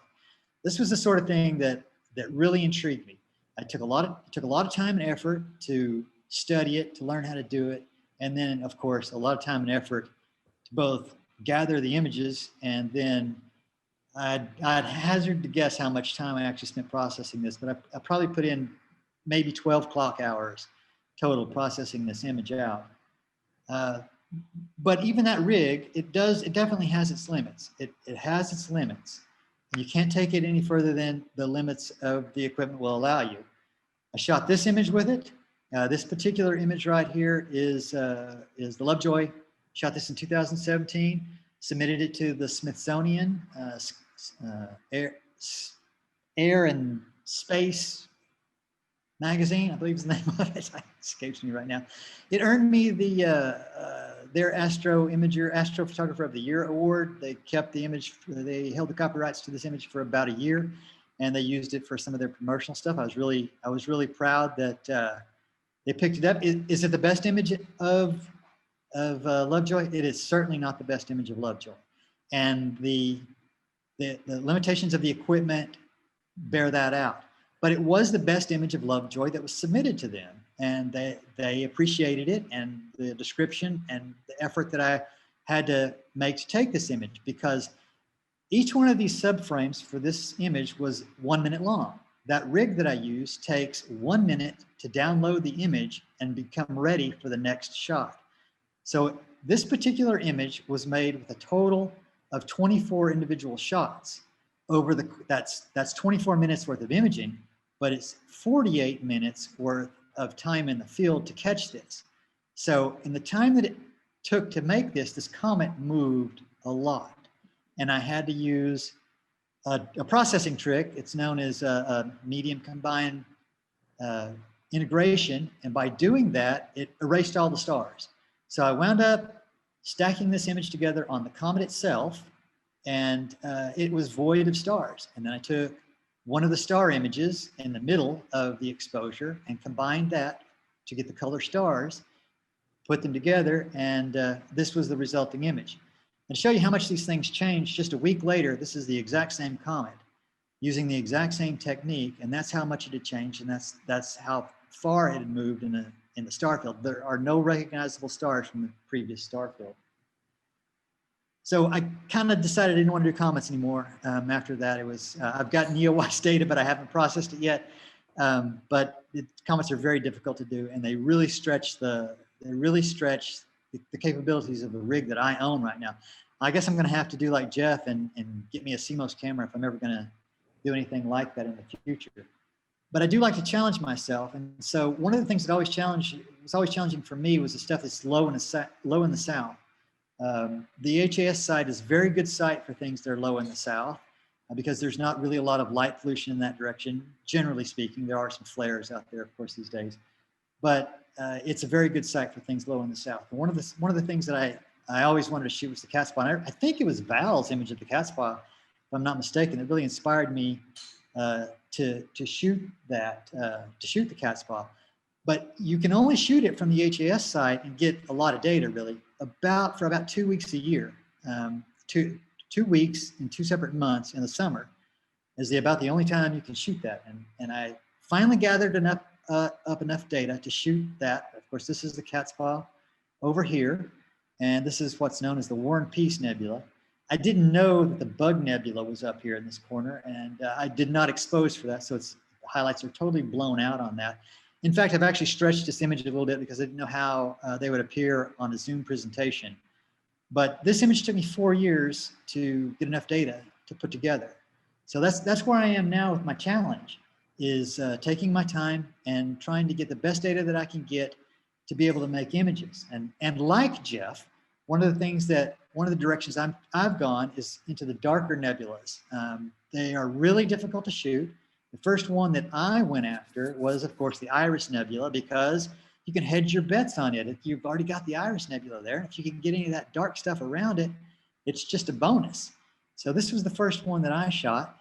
These again were 20-minute images. There's no narrow band in this at all. There are some shorter exposures for the Iris Nebula itself, but all the dust was collected with 20-minute shots in red, green, blue, and luminance. And then this is not a very often imaged shot. It's a dark nebula, and it's very big. It's quite large. This is, again, a nearly 6 by 4 degree shot. This is a dark nebula. I believe it's DWC111. You can check my website. I'll show you that in a minute. But it's a lot of dust. There's a lot of dust. It sits almost halfway between the California Nebula and the Pleiades. So it's one of those things that maybe the visual group might think about going after, because it is big. It does have some nice bright stars in it, but it's dark. You do not see any of this darkness in here. It just looks like a little bit lighter star field, but it's a challenge. And I like these challenges that push me to learn new things. I'm old now. I retired. I need something to do. So the more things that you can learn and keep your brain sharp, I think the better off you are in the long run. The last image I want to show you here is probably the last image I've processed on my site. I was really happy with this image. This is the other challenge this combines two challenges. There's a lot of dark, faint stuff, not dark nebulosity, but I shouldn't say that. There's a lot of faint stuff. There's a lot of H alpha back in here. There's a bit of O3 data back in here. This shot combines O3 data, H alpha data, and then full spectrum red, green, blue, and luminance. So it had that challenge in it, but it was also the nemesis image, which I started this presentation out with, that image of M31, the Andromeda Galaxy. Those two images were my biggest nemesis images that I've ever taken shots of. This particular image, I think it took me 3 years to get the data. And it wasn't because it was difficult to get to. It wasn't, was never low in the sky when I was trying to shoot it. It seemed that every single time that I went to shoot this image, something went wrong. Either the weather came in, or the auto guider quit, or the scope decided, the mount decided it wasn't going to auto guide anymore. Any number of problems can plague you when you're out there, even when you're using good equipment. And I've always put it down to, I don't want to say karma, but I want to put it down to some sort of nemesis effect of these images that just, for whatever reason, they didn't want me to take these pictures, and that just pushed me harder to want to try to get these shots. So I hope that what I've shown you and told you in this presentation, if you're new to this or thinking about getting into this, gives you some direction and lets you know that all the images that you get are not going to be great images. Most people don't start out taking great images. Some people do. But most of us start out small with equipment that we already have. We're not spending a lot of money on it to begin with. And if we find our success in it and we find our joy and our passion in it, many of us are willing to forego other things to put a little bit more money into our equipment and a lot more time and effort into our image processing and take it to the next step. So that's really all I had to show you. I want to thank you for staying this late and watching my presentation. I do appreciate it. And if there's any questions, I'd be happy to try to answer them. All right. Well, I'll tell you, there were a lot. You probably weren't looking at the chat screen, Don, but there were a lot of O's and I's, and boy, I really liked that one. Your stuff has always been. I even put out there, I want to be just like Don Taylor, really, absolutely. So Well, Uh, thanks, Don. I appreciate that. No, I couldn't see anything. Like I say, I'm tethered to a 3G iPhone right now, and Yeah. I can only run the one screen. I think Don made a great closer for this presentation of astrophotographers. So Yeah, I agree. Well, it's like I've said before, envy is a great motivator in this astrophotography business, and you want to leave people with that emphasis to go out and do better. So thank you very much for that, Don. Thanks for having me. All right, All I right. think that's it, Joe. And if you want to take it from here, or Absolutely. Appreciate everybody sharing what they have learned over the years with the astrophotography. I don't know if I'm more intimidated now than I was before we started, but I can certainly say the images that you shared are beautiful, inspiring, and look, if you guys can't get us motivated to take photos with the work that you've done, then nothing can. So thank you again, Bart, Chris, David, Jeff, Val, Don. I mean, there's really beautiful imagery and the tips and tricks. And I know a lot of us got a lot of good use out of it. So I appreciate that. And that's it. So appreciate everybody joining us tonight. We will be back in January 7th for our novice meeting, January 8th for our general meeting. Thank you for sticking with us this year. Like I said, it's been a tough one for all of us, but it's been a wonderful ride with all of you. If you need anything, that email address down at below, info@astronomyhouston.org. You can ask any questions you have there. And if you have any questions of the astrophotographers that you heard from tonight, ask at that email address and we'll try to get that routed to the appropriate party. So again, want to thank everybody for joining us. I want to thank all of our presenters tonight. We're at the end of the year. So Merry Christmas, Happy Hanukkah, Happy Kwanzaa, Happy Holidays, whatever you celebrate this month. We hope that you're all safe and sound and that you have a wonderful time with your loved ones at the end of this month. So take care and we'll see you all next month. So take care, everyone. Bye-bye.